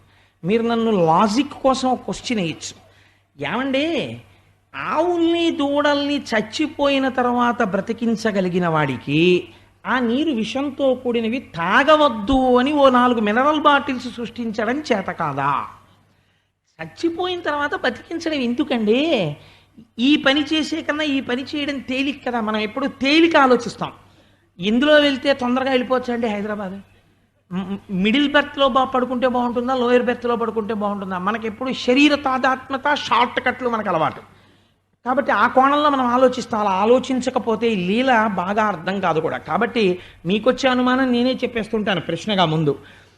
కాబట్టి పిల్లలందరూ నీళ్లు తాగి మరణించిన తరువాత కృష్ణ పరమాత్మ తన కరుణా దృష్టిని ప్రసరించారు. ప్రసరిస్తే ఈ పిల్లలందరూ నిద్రపోయిన వాళ్ళు లేచినట్లుగా లేచారు. లేచిన తరువాత ఎంతో సంతోషించారు. అడిగాడు కృష్ణుడు, ఏమిట్రా ఈ నీళ్లు ఎందుకు ఇలా ఉన్నాయని అడిగాడు. అడిగితే ఆ నీళ్లు ఎప్పుడూ కూడా బుడబుడ బుడబుడ బుడబుడ బుడగలు వస్తుంటాయి అందులోంచి. అవి ఉడికిపోతున్నట్టుగా ఉంటాయి ఆ నీళ్లు. ఆ నీటి మించి పైకి లేచినటువంటి గాలి పీల్చినంత మాత్రం చేత పక్షులు మరణించి ఆ చెరువులో పడిపోతుంటాయి ఆ కాళింది మడుగులో. దానికి కారణం ఎప్పటి నుంచో అక్కడ 100 తలలు కలిగినటువంటి కాళీయుడనబడేటటువంటి ఒక పెద్ద నల్లత్రాచు ఒకటి పెద్ద సర్పం అందులో పడుకుని ఉంటుంది. దానికి అనేక మంది భార్యలు, అనేక మంది బిడ్డలు. అది ప్రాణులను పట్టుకుంటుంది, హింసిస్తుంటే తింటూ ఉంటుంది, తన విషాన్నంతటిని ఆ నీళ్లలో వదులుతుంటుంది. కాబట్టి ఆ నీరంతా కూడా విషపూరితమైంది. పొల్యూషన్ని ఈశ్వరుడు ఒప్పుకోలేదు. అప్పుడే చెప్పేశాడు ఈశ్వరుడు. పొల్యూషన్ గురించి ఇవాళ మనం మాట్లాడతాం. వాటర్ పొల్యూషన్కి ఎంత పెద్ద శిక్ష వేశాడో పరమాత్మ మీరు కాళీయమర్దనంలో చూడాలి. కాబట్టి పాము అందులో పడుకుని ఆ నీటిని విషపూరితములు చేసినది. చేస్తే వెంటనే కృష్ణుడు అనుకున్నట్ట, సరే మీరందరూ మరణించడానికి ఇది కారణమైంది, కాబట్టి ఇప్పుడు నేనేం చేస్తానో చూడండి అన్నాడు. కటిచేలంబు బిగించి పింఛమున చక్కంకొప్పు బంధించి దోస్తట సంస్ఫాటనమాచరించి చరణద్వంద్వంబు గీలించి తత్కుట శాఖాగ్రము మీద నుండి ఉరికెన్ గోపాల సింహంబు. పోతన గారి మాటలు నిజంగా ఆయన గంటం ఇలా ఇలా ఇలా ఇలా వెళ్ళిపోతూ ఉంటుంది, కానీ ఆయన ఇక్కడ చూస్తుంటే ఆ గంటం వెళ్ళిపోయింది. అలాగా ఇక్కడ చూస్తున్నారు, గంటం నడిచిపోయింది అంతే. అందుకే ఆయన మాటలతోండి కటిచేలంబు బిగించి ఆ కట్టుకున్నటువంటి పంచని మోకాళ్ళ మీద వరకు తీసి గట్టిగా కట్టుకున్నట్టు ఒకసారి బిగించి, పింఛమున చక్కంకొప్పు బంధించి, అప్పుడు కూడా నెమలీక వదిలిపెట్టాడు. ఆ పింఛం నెమలీక ఊడిపోకుండా అందులోకి బాగా పెట్టి బిగించి కట్టుకున్నట్ట. పింఛమున చక్కంకొప్పు బంధించి దోస్తట సంస్ఫాటనమాచరించి. దూకేవాళ్ళు ఒక గమ్మత్తైన పని చేస్తారు. గభాలను దూకేరు ఢామని ఆత్మహత్య చేసుకునే వాళ్ళగా. ఒక్కసారి ఇలా ముందుకి వెనక్కి ఒక్కసారి ఊగి ఇలా భుజాలు అవి కొట్టుకుని ఒక్కసారి ఎంత లోతుంటుంది, ఎంతవరకు పెడతాం మానసికంగా ఊహ చేస్తారు. దోస్తట సంస్ఫాటనమాచరించి చరణద్వంద్వంబు గీలించి ఆ పాదాలు రెండు పెట్టి ఇలా ఇలా ఒక్కసారి అలా ఒకసారి ఊగేట గీలించి తత్కుటశాకాగ్రము మీద నుండి ఉరికెన్ గోపాల సింహంబు దిక్తటముల్ మ్రోయ హ్రదంబులో గుబగుబద్వానం అనూనంబుగన్. అక్కడే ఉంది ఒక కడిమి చెట్టు. కడిమి చెట్టు అమ్మవారికి మహాప్రీతి. కడిమి చెట్టుకి ఆకాశంలో మేఘం వస్తే పూలు పూస్తుంది. దానికి ఎంత ఇష్టమో లోకం శుభంగా ఉండాలని. అంటే ఈశ్వరుడు ఇవాళ లోకానికి శుభం చేస్తున్నాడు. కడిమి చెట్టు ఎక్కాడు. ఆ చెట్టు అనుకుందిట, ఇవాళతో నా జన్మ ధన్యమైపోయింది, ఇంకా నా అంత గొప్ప ప్రాణి లేదనుకుందిట. ఎందుకని ఈశ్వరుడు యొక్క పాదములు తగిలాయి. నీటికి తగులుతున్నాయి ఇప్పుడు ఆ మడుగుకి కూడా. కాబట్టి ఆ మడుగు కూడా ఇవాళ సుకృతం అవుతోంది. కాబట్టి ఆ చెట్టు మీద నుంచి తత్కుట శాఖాగ్రము మీద నుండి ఉరికెన్ గోపాల సింహంబు. ఆ గోపాల బాలుడైగా ఉన్నటువంటి కృష్ణ పరమాత్మ సింహం దూకినట్టు దూకేరట నీళ్లలోకి. గోపాల సింహంబు దిక్తటముల్ మ్రోయ హ్రదంబులో గుబగుబద్వానంబనూనంబుగన్. ఈయన నీళ్లల్లోకి దూకగానే పెద్ద చప్పుడు వచ్చింది. ఇంతలో నీళ్లల్లోంచి బుడ బుడ బుడ బుడ బుడ బుడ బుడ బుడ చప్పుడు వచ్చింది. అంటే ఎవరో చూశాడు. అసలు ఈ మడుగులో అడుగు పెట్టడానికే భయపడతారు కదా, ఇలాంటి మడుగులోకి దూకగలిగినంత ధైర్యం ఎవరికి ఉన్నది అని చూశాడు. ఎవరు వాడు? వేరొకడు కాడు, సాక్షాత్తు కాళీయుడే. 101 పడగలు విప్పి అందులో ఇలా తేలుతూ ఆడుకుంటూ చిరునవ్వులు నవ్వుతూ ఆడుకుంటున్నటువంటి చిన్ని కృష్ణుణ్ణి చూశాడు. ఎంత ధైర్యం రాయి పిల్లడికి, నేను ఉన్నటువంటి మడుగులోకి దూకుతాడా అన్నాడు. పడగలు విప్పి ఆయనని కాటు వేశాడు. కాటు వేసేటప్పటికీ కృష్ణ పరమాత్మ స్పృహ తప్పారు. తప్పగానే తన దీర్ఘమైనటువంటి శరీరంతో ఆయన్ని చుట్టేశాడు. చుట్టేసి ఊపిరాడకుండా చేస్తున్నాడు. ఈ ఒడ్డున ఉన్నటువంటి గోపాల బాలురు భయంతో పరుగు పరుగు పరుగు పరుగున వెళ్ళి కృష్ణుడికి ప్రమాదం వచ్చిందని చెప్పారు. బలరాముడు రాలేదు ఆ రోజున. ఈలోగా బృందావనంలో ఉత్పాతములు కనపడ్డాయి.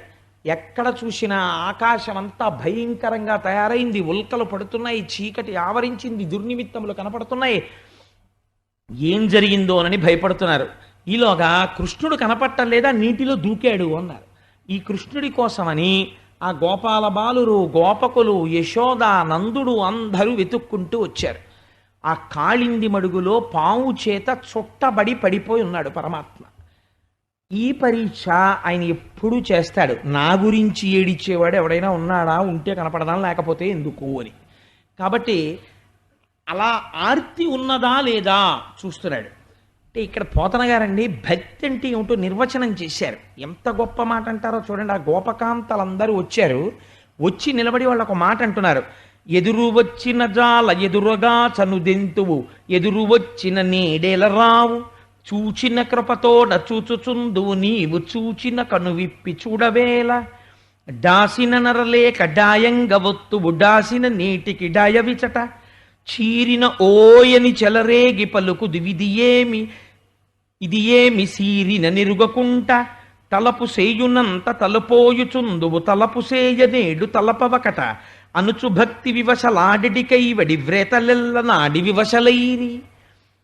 వాళ్ళు భక్తికి ఒక నిర్వచనం చెప్తున్నారు. కృష్ణ, మేమెప్పుడైనా నీ వేపు 2 అడుగులు వేస్తే నువ్వు మా వేపు 200 అడుగులు వేసేవాడివి. భగవంతుడి వేపుకి మీరు 1 అడుగు వేయడం నేర్చుకుంటే భగవంతుడు 100 అడుగులు మీ వేపుకి వేస్తాడు. ఈశ్వర ఎప్పుడైనా కృష్ణ అని పిలిస్తే చాలు ఓయ్ అని పలికేవాడివి. ఇవాళ మేము పిలిచినా నువ్వు పలకటం లేదు.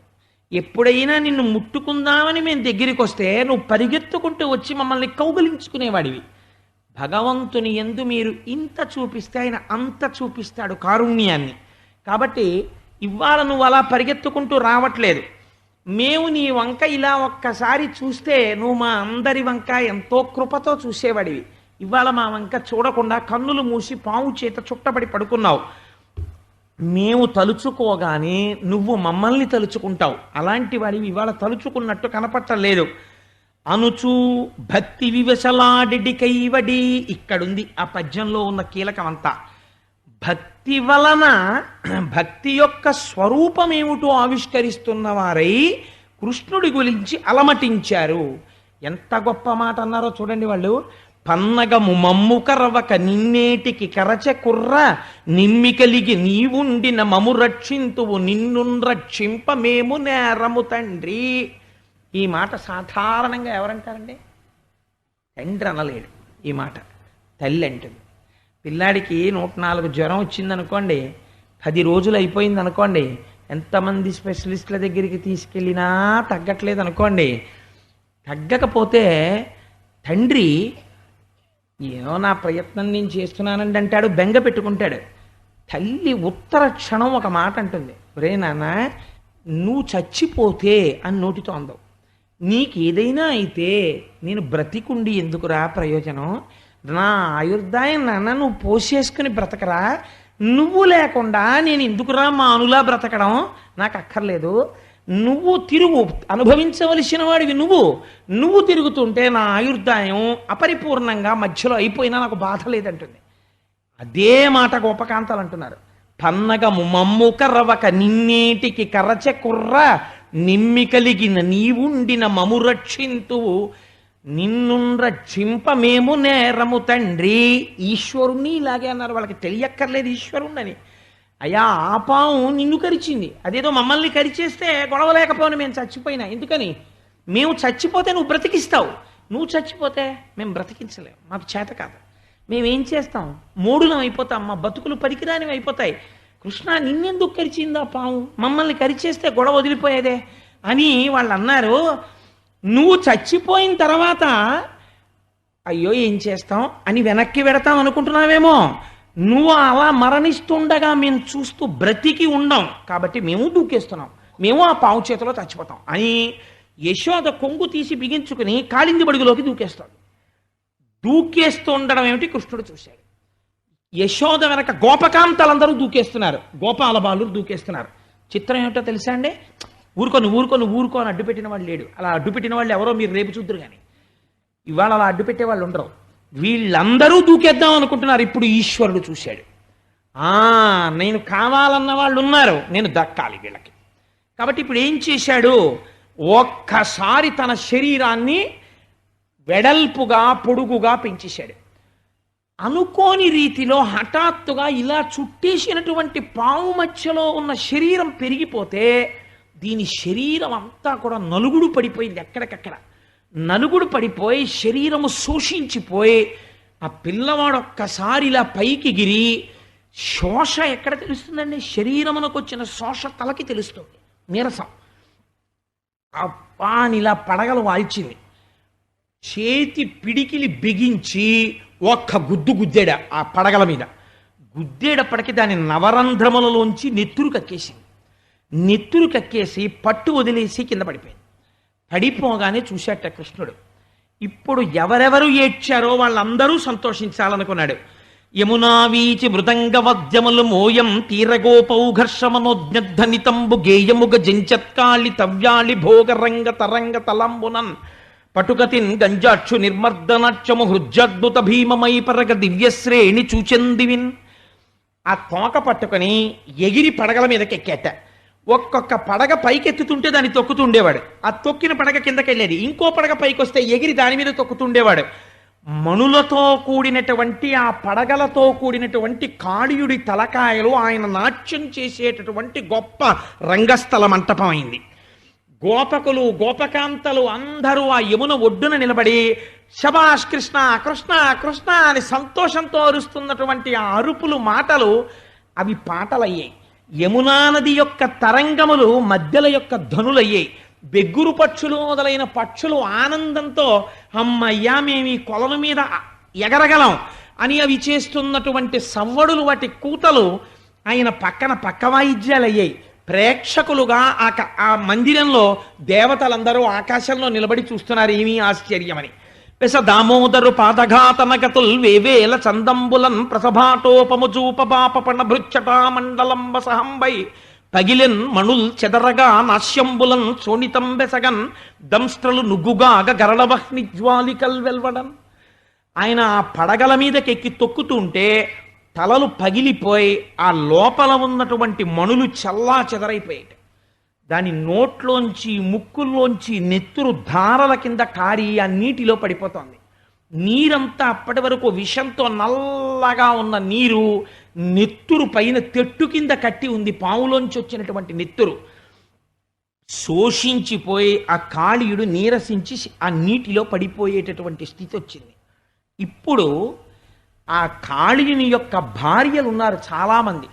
వాళ్ళు బిడ్డల్ని ఎత్తుకుని భగవంతుణ్ణి రక్షణ వేడడం అంటే ఎలా ఉంటుందో కాళీయమర్దనం నేర్పుతుంది మనకి. తమ చంటి పిల్లల్ని తీసుకొని ఒంటి మీద ఉన్నటువంటి ఆభరణాలు చిక్కుముడులు పడి చల్లాచెదరైపోతుండగా కొప్పుముడులు వీడిపోగా పూలు పెట్టుకున్నటువంటి పుష్పములు రాలిపోతుంటే ఒంటి మీద బట్ట సరిగ్గా ఉందో లేదో కూడా చూసుకోకుండా పరుగు పరుగున వచ్చి ఆ చంటి పిల్లల్ని కృష్ణుడి పాదాల దగ్గర పడుకోపెట్టి వాళ్ళు అన్నారు, క్రూరాత్ముల దండింపను దారునిపై అవతరించి దనరెడ్డి నీకి క్రూరాత్ముని శిక్షించుట క్రూరత్వము కాక సాధు గుణము గుణాఢ్యా. వాళ్ళు ఎంత సత్యం పలికారో చూడండి. ఈశ్వర, నువ్వు అంతటా నిండి ఉన్నవాడవు, అంతటా నిండి ఉన్నటువంటి పరమాత్మవి వాళ్ళ కృష్ణ భగవానుడిగా అవతరించావు. నువ్వు ఎందుకు వస్తావు అవతారం? పరిత్రాణాయ సాధూనాం వినాశాయ చ దుష్కృతాం. దుష్టులైనటువంటి వారిని దండించడానికి అవతారాన్ని స్వీకరిస్తావు. దుష్టులైన వారిని దండించడానికి వచ్చినటువంటి అవతారం దుష్టుడైనటువంటి మా భర్తని దండించకుండా ఎందుకుంటుంది? కాబట్టి దండిస్తావు. కాబట్టి నువ్వు చేసిన పని తప్పని కానీ మా వారిని అలా ఇబ్బంది పెడుతున్నావని కానీ ఆయన తలల మీద నువ్వు తొక్కేస్తున్నావని కానీ మేము ఒక్క మాటనం. కానీ ఒక్క మాట మాత్రం మేము చెప్పదలుచుకున్నాం. ఎట్టి తపంబు చేసెనకో, ఎట్టి సుకర్మములాచరించెనో, ఎట్టి నిజంబు పల్కెనొక ఈయహి పూర్వభవంబునందు మున్నెట్టి మహాత్ములైన చూడగరాని ఈ అహి ఫణీంద్రు తలలపైకెక్కి నటించదవి ఫణీంద్రుపై. ఎంత ఆశ్చర్యమయ్యా తండ్రి! ఎట్టి తపంబు చేశనుకో, ఈ కాళీయుడు ఇతపూర్వం ఎటువంటి తపస్సు చేశాడో, ఎట్టి నిజంబు పల్కెనో, ఎంత కష్టకాలంలో సత్యం చెప్పాడో, ఎట్టి సుకర్మములాచరించెనో, ఎటువంటి గొప్ప గొప్ప పనులు చేశాడో. ఎందుకని? మున్నెట్టి మహాత్ములకునైనా, మహాత్ములైనటువంటి వాళ్ళకి కూడా దర్శనం అవనటువంటి నీ పాదపద్మములు ఇవాళ నా భర్త యొక్క తలల మీద నాట్యం చేస్తున్నాయి. నీ పాదముల యొక్క ధూళి చేత అలంకృతమయ్యాయి ఆ శిరస్సులన్నీ. కాబట్టి ఇవాళ మా భర్త అంత పుణ్యాత్ముడు, ఇంత గొప్పవాడు సృష్టిలో వేరొకడు లేడు. నువ్వు అంత గొప్ప అనుగ్రహాన్ని ఇచ్చావు. బహుకాలంబు తపంబు చేసి వ్రతముల్ పాటించి కామించి నీ మహనీయోజ్వల పాదరేణుకణ సంస్పర్శాధికారంబు శ్రీ మహిళారత్నము తొల్లికంచెనిది నేమం వేమియుంలేక ఈయహి నీ పాద యుగాహ తిన్బడిచే నేడచ్చద్భుతం ఈశ్వరా అన్నారు వాళ్ళు. లక్ష్మీదేవి నిన్ను భర్తగా పొందడానికి ఎన్ని నోములు చేసిందో, ఎన్ని వ్రతాలు చేసిందో, ఎంత తపస్సు చేసిందో, అన్ని నోములు, అన్ని వ్రతాలు, అన్ని తపస్సులు, రుక్మిణీ కళ్యాణం చూద్దురు గాని ఇన్ని చేస్తే లక్ష్మీదేవి పొందినటువంటి వైభోగమేమి? నీ పాద రేణు కణ సంస్పర్శాధికారంబు శ్రీ మహిళారత్నము తొల్లికాంచే. మహిళలందరికీ కూడా అత్యుత్తమమైనదిగా చెప్పబడినటువంటి తొలి మహిళారత్నమైన లక్ష్మీదేవి నీ పాదముల కంటినటువంటి ఒక రేణువుని స్వతంత్రంగా ముట్టుకునేటటువంటి అధికారాన్ని పొందింది. మరి మా ఆయన స్వయంగా నీ పాదములే ఆయన తలల మీద నాట్యం చేస్తున్నాయి.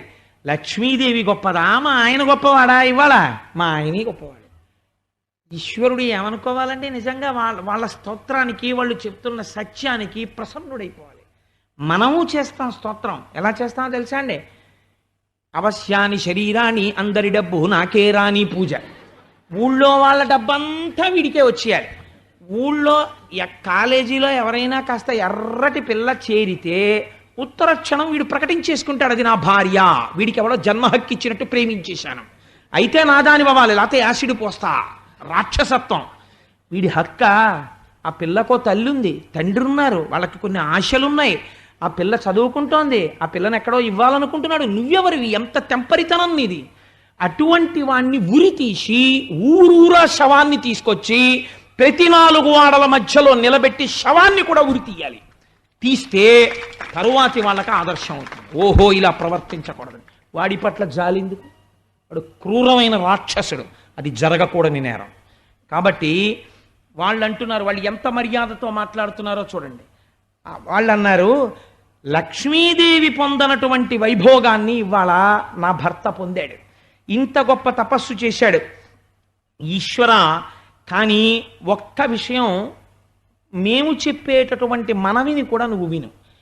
ఎందుచేత? మమ్ము పెండ్లిచే యుమ ప్రాణవల్లభు ప్రాణవిచ్చి కావు భక్తవరద, నీవు చేయు పెండ్లి నిత్యంబు భద్రంబు చిన్ననాటి పెండ్లి కాదు.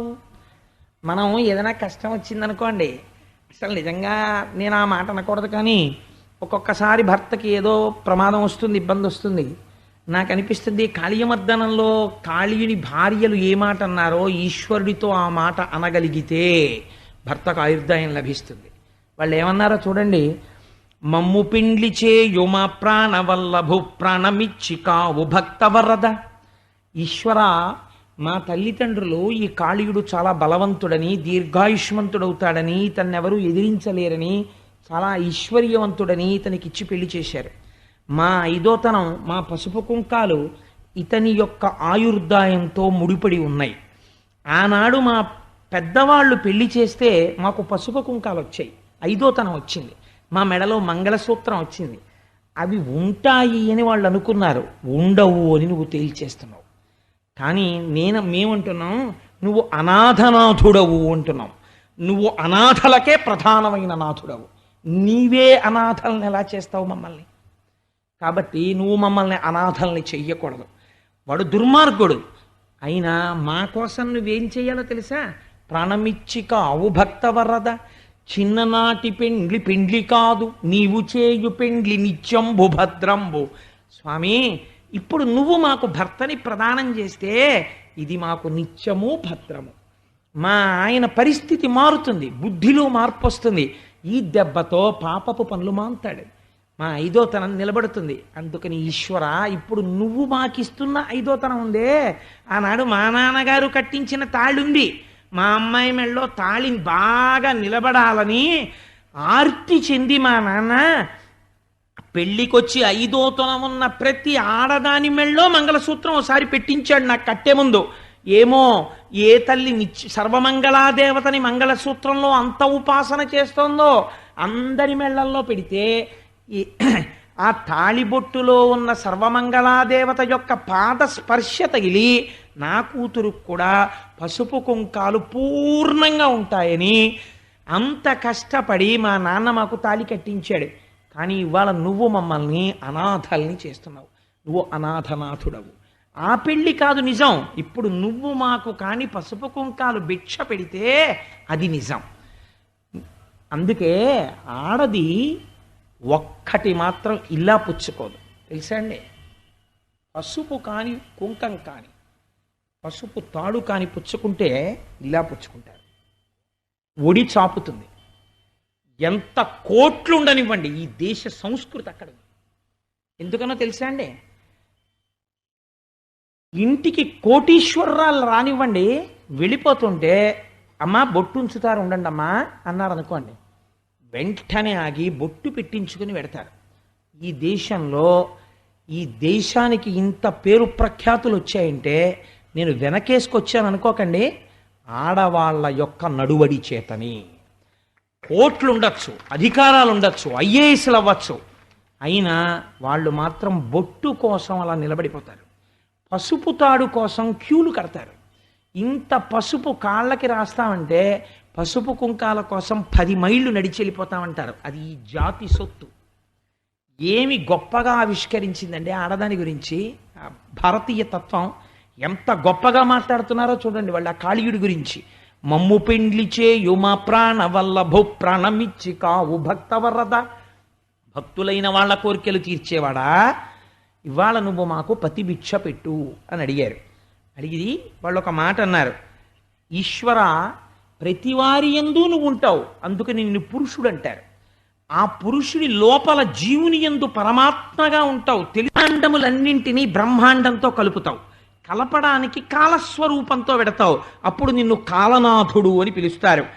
అలా నువ్వు సృష్టి స్థితి లయ అని 3 చేస్తావు. అప్పుడు 3 మూర్తులుగా ఉంటావు. సత్వము రజస్సు తమస్సు అని 3 గుణములను సృష్టిస్తావు. ఈశ్వరుడు మాత్రమే ఉన్నాడు అన్న ఎరిక జ్ఞానము చేత కలిగితే దాన్ని తెలివి అంటారు. ఈశ్వరుణ్ణి మర్చిపోయి లోకం ఒక్కటే కనపడుతుంటే దాన్ని మరపు అంటారు. ఈ 2 నువ్వే కల్పిస్తావు. ఈశ్వర నీ అంత గొప్పవాడు ఎక్కడున్నాడు? నువ్వు బ్రహ్మాండములంతా నిండి నిబిడీకృతమైన వాడివి. కాబట్టి నీవు తలుచుకుంటే మాకు పతిభిక్ష పెట్టగలవు. కానీ ఒక్క మాట మేము చెప్తున్నాం, వీడు మంచివాడు కాబట్టి వదిలిపెట్టని మేము చెప్పట్లేదు. బాలుండి ఇతడు ఈ మాట అంగీకరించగలగాలి. చేసిన పాపము లేకపోతే ప్రమాదము రాదు, ఖచ్చితముగా ఉన్నది, అనుభవమునకు వచ్చినది. ఆ మాట నువ్వు అంగీకరించు. ఈశ్వరుణ్ణి విస్మృతి లేకుండా అలాగే పట్టుకుని ఉండు. ఈశ్వరుడు రక్షిస్తాడు. ఆ పాపము అనుభవమునకు వచ్చినప్పుడు కూడా ఈశ్వరుడే రక్షిస్తాడు మళ్ళీ. కాబట్టి ఏమైంది? బాలుండి ఇతడు మంచివాడనచు చెప్పన్ రాము, క్రూరుండు దుశ్శీలుండవునైన మేము, సుభగ శ్రీబాసి వైధవ్య దుష్టాలంకారము పొందనోడెదము, అనాథానాథ పాలింపవే అన్నారు. ఈ పద్యం అండి. అందుకే అసుర సంధ్య వేళలో కాళీయమర్దనం వినండి అంటారు. కారణం ఏమిటో తెలుసా అండి? పద్యాలకున్న శక్తి అది. అది విన్నంత మాత్రం చేత పసుపు కుంకాలు నిలబడతాయి. ఎటువంటి పద్యం చెప్పారో చూడండి వాళ్ళు. బాలుండీతడు, వీడు తెలియదండి పాపం చిన్నపిల్లాడు అని మేము అన్నాం. క్రూరుండు, వీడు పరమ కిరాతకుడు మా ఆయన. దుశ్శీలుండు, చాలా దుష్టమైన శీలము కలిగినటువంటి వాడు. అవును అయినా మేము శుభగ శ్రీబాసి వైధవ్య దుష్టాలంకారము పొందనోడెదము. సౌమాంగళ్యమంతా తీసేస్తే విధవాలంకారం అవుతుంది, అది మాకొద్దు. వైధవ్యం అనబడేటటువంటి దుష్టాలంకారమును మాత్రం మేము పుచ్చుకోలేము ఈశ్వర, మాకొద్దు. నువ్వు ఉండేది దేని కొరకు? భక్తుల్ని అలంకరించడానికి, భక్తులకు ఐదోతనం ఇవ్వడానికి, మంగళం ఇవ్వడానికి ఉన్నవాడివి. మంగళమూర్తివి, నీ పాదహతి చేత మాకు అమంగళం జరగడమా? సృష్టిలో ఇలా జరగవచ్చా? జరగకూడదు. నువ్వు ఉండగా మంగళం జరగాలి, అమంగళం జరగకూడదు. మేము ప్రార్థన చేస్తున్నాం, అనాథానాథ పాలింపవే. మమ్మల్ని అనాథల్ని చేస్తావా? నువ్వు నాథుడవు. నీవు మాకు నాథుణ్ణి మిగిల్చు, మాకు పసుపు కుంకాలు మిగల్చు. మా పసుపు కుంకాల కోసం వీడించు. ఇప్పుడు వాడు బతికినట్టా చచ్చినట్టా నాకు చెప్పండి. ఇప్పుడు వాడు మారాలా వద్దా? ఇప్పుడు వాడు స్తోత్రం చేశాడు కాళీయుడు. ఇది ఆడది మొగుణ్ణి మార్చుకోవడం అంటే. ఇప్పుడు ఆయన అన్నాడు, ఈశ్వర తప్పు నాదే, నేను ఎక్కడ తప్పు చేశానో నాకు తెలుసు, ఇవాళ ఇంత ప్రమాదం నాకు ఎక్కడి నుంచి వచ్చిందో నేను గ్రహించగలిగాను. ఈ మాట అనగానే, స్తోత్రం చేయగానే ఆయన అన్నారు, గోవర్గముతో మనుజులు తావెదరి మడుగు నీరు తగదిందుండన్ నీవును నీ బాంధవులను నీ వనితలు సుతులు జనుడు నేడంబుధికిన్. ఒరే, ఇక్కడ ఆవులు దూడలు పిల్లలు తిరుగుతుంటారు. ఇలాంటి వాళ్ళు తిరిగేటప్పుడు దాహం వేస్తే గభాలను తాగేస్తాయి. నీ వంటి ప్రమాదికారి ఇందులో పడుకుంటే నీళ్లు విషం అవుతాయి. నువ్వు ఇక్కడ ఉండద్దు, తిరిగి పూర్వం ఎక్కడ రమణక ద్వీపంలో ఉండేవాడో అక్కడికి వెళ్ళిపో. నీ భయం నాకు తెలుసు, రమణక ద్వీపానికి వెడితే గరుడు నిన్ను చంపేస్తాడు. నీకు ఆ భయం లేకుండా ఇవాళ నుంచి నీ జాతి మొత్తానికి మీ పడగల మీద కృష్ణపాదాలు ఉంటాయి. మీరు పడగ విప్పగానే కృష్ణపాదాలు కనపడతాయి. కృష్ణపాదం కనపడితే గ్రద్ద మిమ్మల్ని తన్నదు, గరుడు మిమ్మల్ని ఏం చెయ్యడు, వెళ్ళిపో రమణక ద్వీపానికి అన్నాడు. అనగానే నమస్కారం చేసి తేనె, మధుర పదార్థాలు, మంచి మంచి హారాలు, పట్టుబట్టలు ఇవన్నీ తెచ్చి కృష్ణ భగవానుడికి బహూకరించి కాళీయుడు తన స్నేహితులతో, బంధువులతో, భార్యలతో, బిడ్డలతో ఆ సరస్సు విడిచిపెట్టి మళ్ళీ రమణక ద్వీపానికి వెళ్ళిపోయాడు. ఇది కాళీయమర్దనం. అయితే దీని గురించి ఒక మాట అన్నారు, ఈ కాళీయమర్దనాన్ని ఉభయ సంధ్యల యందు ఎవరు వింటున్నారో ప్రాతకాలంలోనన్నా వినాలి, ఒక సాయంకాలం అన్నా వినాలి. ఈ రెండు సమయాలలో ఎవరు వింటున్నారో వాళ్ళకి ఇన్నాళ్ల నుంచి కాళీయుడులా లోపల పట్టిన విషయము పోతుంది. బాహ్యమునందు కాళీయమర్దనం విన్న వాళ్ళని పావులు కరవవు. అది వరం కృష్ణ భగవానుడిది. కాబట్టి ఈ వరం ఇచ్చారు. కానీ ఇందులో మీరు తత్వాన్ని ఒకదాన్ని గ్రహించాలి, లేకపోతే ఆ లీలకు అర్థం ఉండదు. కాళీయుడంటే ఎవరో కాదు, మనమే కాళీయుడు. మనకి హృదయ క్షేత్రము నుంచి ఈ బాహ్య నేత్రానికి దొరకవు. ఆపరేషన్ చేస్తే కనపడతాయా అంటే కనపడవు. 101 నాడులు బయలుదేరుతాయి యోగశాస్త్రంలో, అవి జ్ఞానభూమికలు అంటారు. అవి మనకి జ్ఞాన ప్రసరణ కేంద్రములుగా ఈశ్వరుడు ఇస్తాడు. వీటిని మీరు సద్బుద్ధితో వాడుకున్నారనుకోండి, అందరి యందు ప్రేమతో, భగవంతుని యందు భక్తితో ఉండగలరు. ఈ జ్ఞాన ప్రసరణ కేంద్రములలోంచే మేధస్సుకి ఆ జ్ఞానము ప్రసరణ జరుగుతుంది. ఇప్పటికీ నాడీమండలము అన్న మాట డాక్టర్లు వాడతారు. కానీ ఈ లోపలికి ఎవరొచ్చి కూర్చున్నారంటే కాళీయుడు వచ్చి కూర్చున్నాడు. ఈ కాళీయుడికి ఒక రహస్యం ఉంది. ఈయన మొదట రమణక ద్వీపంలో ఉండేవాడు. రమణ అన్న మాటకి మనకి శబ్దరత్నాకరము అని తెలుగు మాటలకి అర్థం చెప్పగలిగినటువంటి ప్రామాణికమైన గ్రంథం ఒకటి ఉన్నది. ఎప్పుడైనా అనుమానం వస్తే ఆ పుస్తకం చూస్తాం. సంస్కృతానికైతే అమరకోశం చూస్తాం. శబ్దరత్నాకరం ఒక అర్థం చెప్పింది. ఏది ఒప్పయినదో దానికి రమణకమని పేరు. అంటే ఎలా ఉండాలో అలా ఉంటే అది రమణకం, అలా ఉండకపోతే అది రమణకం కాదు. ఇప్పుడు ఆయన ఎక్కడ ఉండేవాడు మొదట అంటే రమణక ద్వీపంలో ఉండేవాడు. కానీ అక్కడ ఒక నియమం ఉంది. ఏమిటా నియమం? పాములంటే భయం అక్కడ ఉన్న వాళ్ళకి. అందుకని వాళ్ళు ఏం చేసేవారు, ప్రతిరోజు కూడా కొంతమంది పట్టుకెళ్ళి, ఒక్కొక్క ఇంటి వాళ్ళు పట్టుకెళ్ళి కాస్త తేనె, ఏదో కాస్త చలివిడి, కాస్త చిమ్మిలి ఇవి పెట్టేవారు. ఆ పాములు వచ్చి అవి తినేసి వెళ్ళిపోయేవి. ఎవ్వరి జోలికి వచ్చేవి కావు. ఒక రోజున కాళీయుడి వంతు వచ్చింది. ఒరే, నువ్వు కూడా కాస్త చిమ్మిలి, చనివిడి, కాస్త తేనె పెట్టరా అన్నారు. ఎవరికి పెట్టాలన్నాడు. ఆ దేవతలు, గరుడు వస్తాడు, గరుడికి పెట్టాలి బలిహారం, పాములకు కాదు, పాములే వాటికి పెడుతున్నాయి. కాబట్టి గరుడు వస్తాడు, గరుడికి పెట్టాలరా, గరుత్మంతుడికి పెట్టమన్నారు. ఆయన అన్నాడు, గరుత్మంతుడు ఎవరు? గరుత్మంతుడికి ఎందుకు పెడతాను, నేను పెట్టను, నేను బలవంతుడిని అన్నాడు. అంటే అయితే నీ కర్మ అన్నారు వాళ్ళు. గరుత్మంతుడు నిజంగా వచ్చి ఎవరు పెట్టలేదు నాకు ఇవ్వాలని అడిగాడు. కాళీయుడు పెట్టలేదన్నారు. కాళీయుడి మీదకి గరుత్మంతుడు వెళ్ళే లోపల గరుత్మంతుడి మీదకి కాళీయుడు వెళ్ళాడు. వెళ్ళి 101 పడగలెత్తి ఆయన ఎడమ రెక్క మీద కాటు వేశాడు. వేస్తే ఎక్కడ లేని కోపం వచ్చింది గరుత్మంతుడికి. వెంటపడి తరిమి తన రెక్కతో కొట్టాడు. కొడితే వాడి ఒళ్ళంతా బద్దలైపోయి నిత్తురు వరదల కింద కారిపోయింది. కారిపోతే వెనక గరుత్మంతుడు తరుగుతున్నాడని వాడికి ఒక్కడికే తెలుసు రహస్యం. వాడి పారిపోయి సౌభరి తపస్సు చేసినటువంటి కాళింది మడుగులో దూరిపోయాడు. అక్కడికి ఎందుకు దూరిపోయాడు అంటే, సౌభరి ఆ సరస్సులో నిలబడి తపస్సు చేస్తున్నాడు. చేపలన్నీ ఆయన చుట్టూ తిరుగుతుండేవి.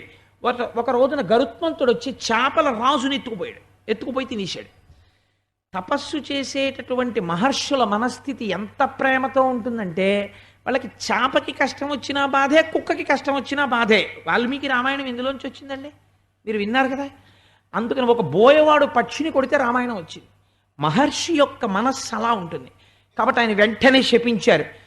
నిష్కారణంగా సంసారం చేస్తూ సంతోషంగా ఉన్న చేపలలో ఒక చేపని అపహరించి తిన్నావు కాబట్టి, గరుత్మంతుడా నువ్వు ఎప్పుడైనా ఈ సరస్సు దగ్గరికి వస్తే మృత్యువును పొందుతావు అన్నాడు ఆయన. అందుకని గరుత్మంతుడు రాడు కాబట్టి కాళీయుడు చేరాడు. ఇది కథ. ఇప్పుడు ఏం చేశాడు? కృష్ణ భగవానుడు నాట్యం చేసి పడగల మీద తన పాదముల ముద్ర ఉంచితే తప్ప మళ్ళీ రమణక ద్వీపానికి వెళ్ళలేకపోయాడు. ఇందులో మన కథ మనం తెలుసుకోవాలి. మనం అందరం పుట్టినప్పుడు రమణక ద్వీపంలో పుట్టాం. అంటే ఈశ్వరుడు ముందు రమణకం ఇస్తాడు, అంటే ఈ శరీరాన్ని ఇస్తాడు. స్వామి మళ్ళీ ఒక్క జన్మ ఈ స్వామి, మళ్ళీ ఒక్క శరీరం ఈ స్వామి, ఈ మాట వెళ్ళి బుద్ధిగా ఉంటాను స్వామి అని ఏడిస్తే, ఇచ్చాను పో అని మనుష్య శరీరంలోకి ప్రవేశపెట్టి బయటికి తోసేస్తాడు. ఇప్పుడు ఇది రమణక ద్వీపం.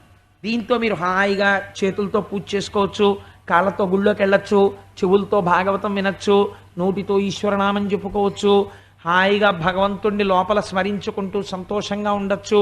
వీడేం చేస్తాడంటే, అన్ని సంసారంలో ఉండి సుఖంగా హాయిగా ఉంటూ దేవతలకి తాను పెట్టవలసిన భాగం దేవతలకి పెట్టాలి, పితృదేవతలకి పెట్టవలసిన తద్దినం పితృదేవతలకి పెట్టాలి.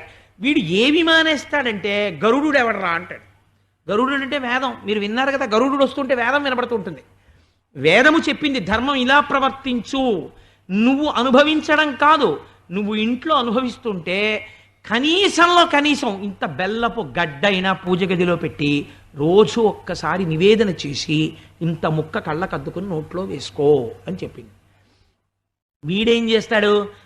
గరుడు తద్దినాలేంటి, దేవతలేంటి, అగ్నిహోత్రాలేంటి, యజ్ఞాలేంటి, యాగాలేంటి, రుక్మిణీ కళ్యాణాలేంటి అని వీడు తిరగబడతాడు.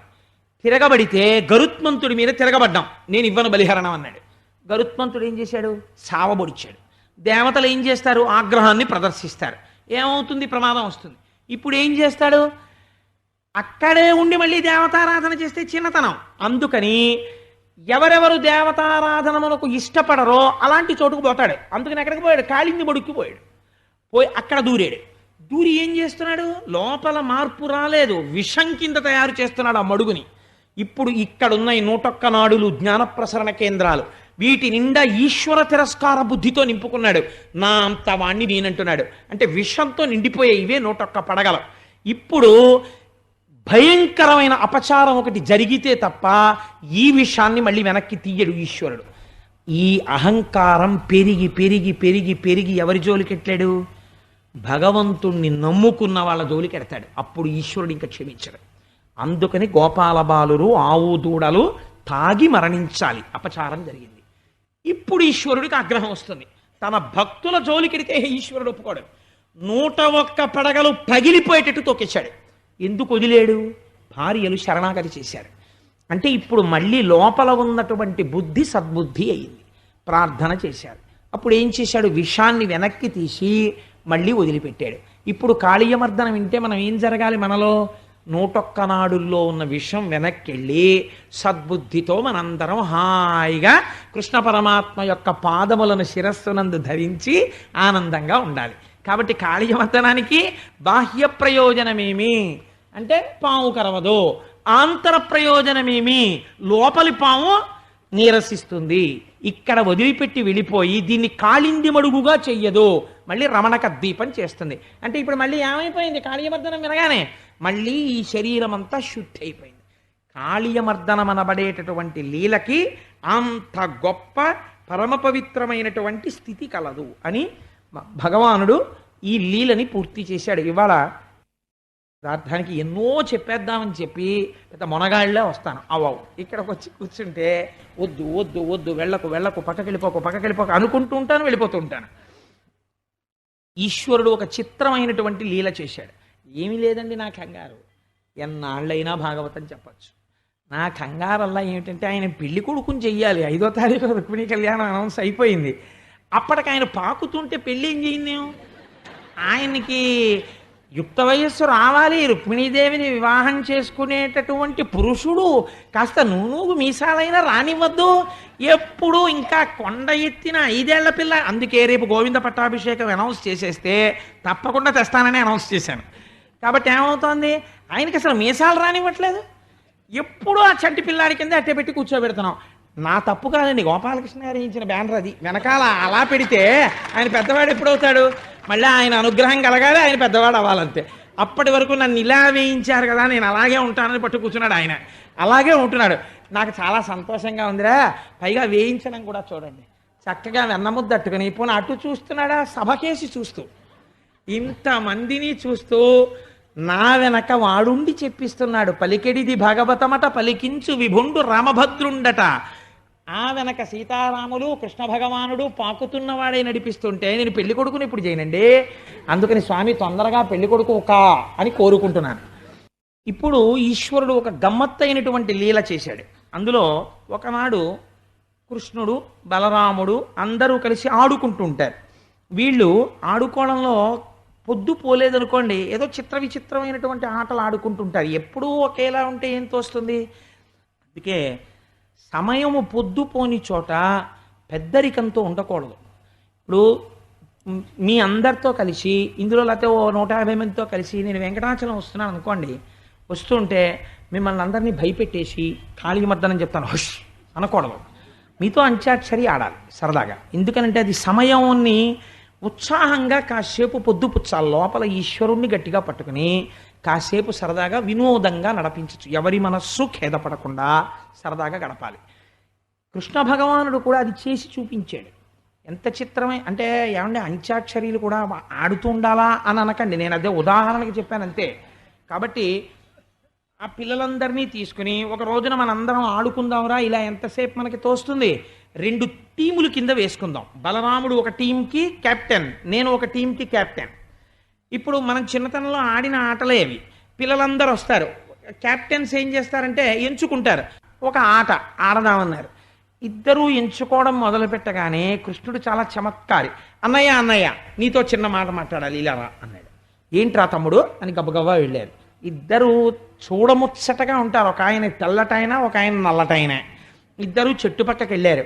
ఆయన అన్నాడు, అన్నయ్య అన్నయ్య జాగ్రత్త, గోపాల బాలుర్లో ఇవాళ ప్రచ్ఛన్న రూపంలో ప్రలంభుడన్న రాక్షసుడు వచ్చాడు. వాడు నా జోలికి రాడు, నిన్ను చంపుదామని వచ్చాడు. అన్నయ్య చాలా జాగ్రత్తగా ఉండు, వాణ్ణి నేను నా పార్టీలో పెట్టుకుంటాను, 1000 కళ్ళతో చూసుకోవచ్చు, వాణ్ణి నువ్వు కోరకన్నయ్య అని చెప్పాడు. అలాగే రా తమ్ముడు నువ్వే కోరుకో అయితే అన్నాడు. ఇద్దరు వచ్చారు. వాడెందుకు కృష్ణుడి పక్షంలో పెట్టారు వాణ్ణి అంటే, వాడికి లోపల కడుపులో ఒక బెంగ ఒకటి ఉంది. కృష్ణుడి జోలికి మనం వెళ్ళొద్దు, ఇంతకుముందు చాలామంది వచ్చారు ఈయన మీదకి, హనుమకి సుందరకాండలో హనుమ మీదకి వెళ్ళినట్టు. వచ్చిన వాళ్ళు మడిసిపోవడమే కానీ కృష్ణుణ్ణి ఏదో ప్రమాదం తెచ్చినవాడు ఎవడు లేడు. కాబట్టి కృష్ణుడి జోలికి వెళ్ళడం కన్నా బలరాముడి జోలికి వెడితే తేలికే. బలరాముడికి ఏదైనా ప్రమాదం చేసేస్తే అన్నగారిని విడిచిపెట్టి ఉండలేక కృష్ణుడు ప్రమాదాన్ని తనే తెచ్చేసుకుంటాడు. కాబట్టి బలరాముడికి ఏదైనా ప్రమాదం తెద్దామని వాడు ఆలోచనలో ఉన్నాడు. తన అన్నగారిని తనని నమ్ముకున్నవాణ్ణి, తన కోసమని అవతారం స్వీకరించిన వాణ్ణి, తాను పడుకుంటే పరుపైన వాణ్ణి, తను కాలు పెడితే పాదపీఠమైన వాణ్ణి, తాను కూర్చుంటే పైన గొడుగైనటువంటి వాణ్ణి, తాను నడుస్తుంటే ఛత్రం పట్టిన వాణ్ణి ఈశ్వరుడంత తేలిగ్గా వదిలిపెడతాడండి. 1000 కళ్ళతో కాసుకుంటాడు తన వారన్న వాళ్ళని. అందుకని ప్రలంభుడు నా పార్టీ అన్నాడు. ఈ ప్రలంభుడిని తన పార్టీలో పెట్టుకున్నాడు. ఆట ప్రారంభమైంది. ఏమిటి ఆట అంటే, ఏదో కొన్ని లక్ష్యములను పెట్టుకుంటారు. ఏదో అదిగో ఆ స్తంభము, ఆ ఆకు, ఆ కర్ర, ఒక్కొక్కళ్ళకి 5 రాళ్ళు ఇస్తారు. మీ పార్టీలో వాళ్ళు కొడతారు, మా పార్టీలో వాళ్ళం కొడతాం. ఎవరు లక్ష్యాన్ని ఎక్కువ మంది కొడతారో వాళ్ళు గెలిచినట్టు, ఎవరు ఎక్కువ మంది కొట్టలేరో వాళ్ళు ఓడిపోయినట్టు. ఓడిపోయిన వాళ్ళు ఏం చేయాలి, గెలిచినటువంటి వాళ్ళని మొయ్యాలి. ఇది అక్కడ ఉన్నటువంటి షరతు. ఇప్పుడు కృష్ణుడి పార్టీలో ప్రలంభుడు ఉన్నాడు. కృష్ణుడి బృందం ఓడిపోయింది ఆ రోజున. బలరాముడి బృందం గెలిచింది. కాబట్టి ఇప్పుడు బలరాముడు ఏం చేయాలి, బలరాముడి బృందాన్ని కృష్ణుడి బృందం మొయ్యాలి. ఇప్పటి వరకు నిశ్శబ్దంగా ఉన్న ప్రలంభుడు గబగబా వచ్చన్నాడు, బలరాముడిని నేను మోస్తానన్నాడు. అర్థమైంది బలరాముడికి.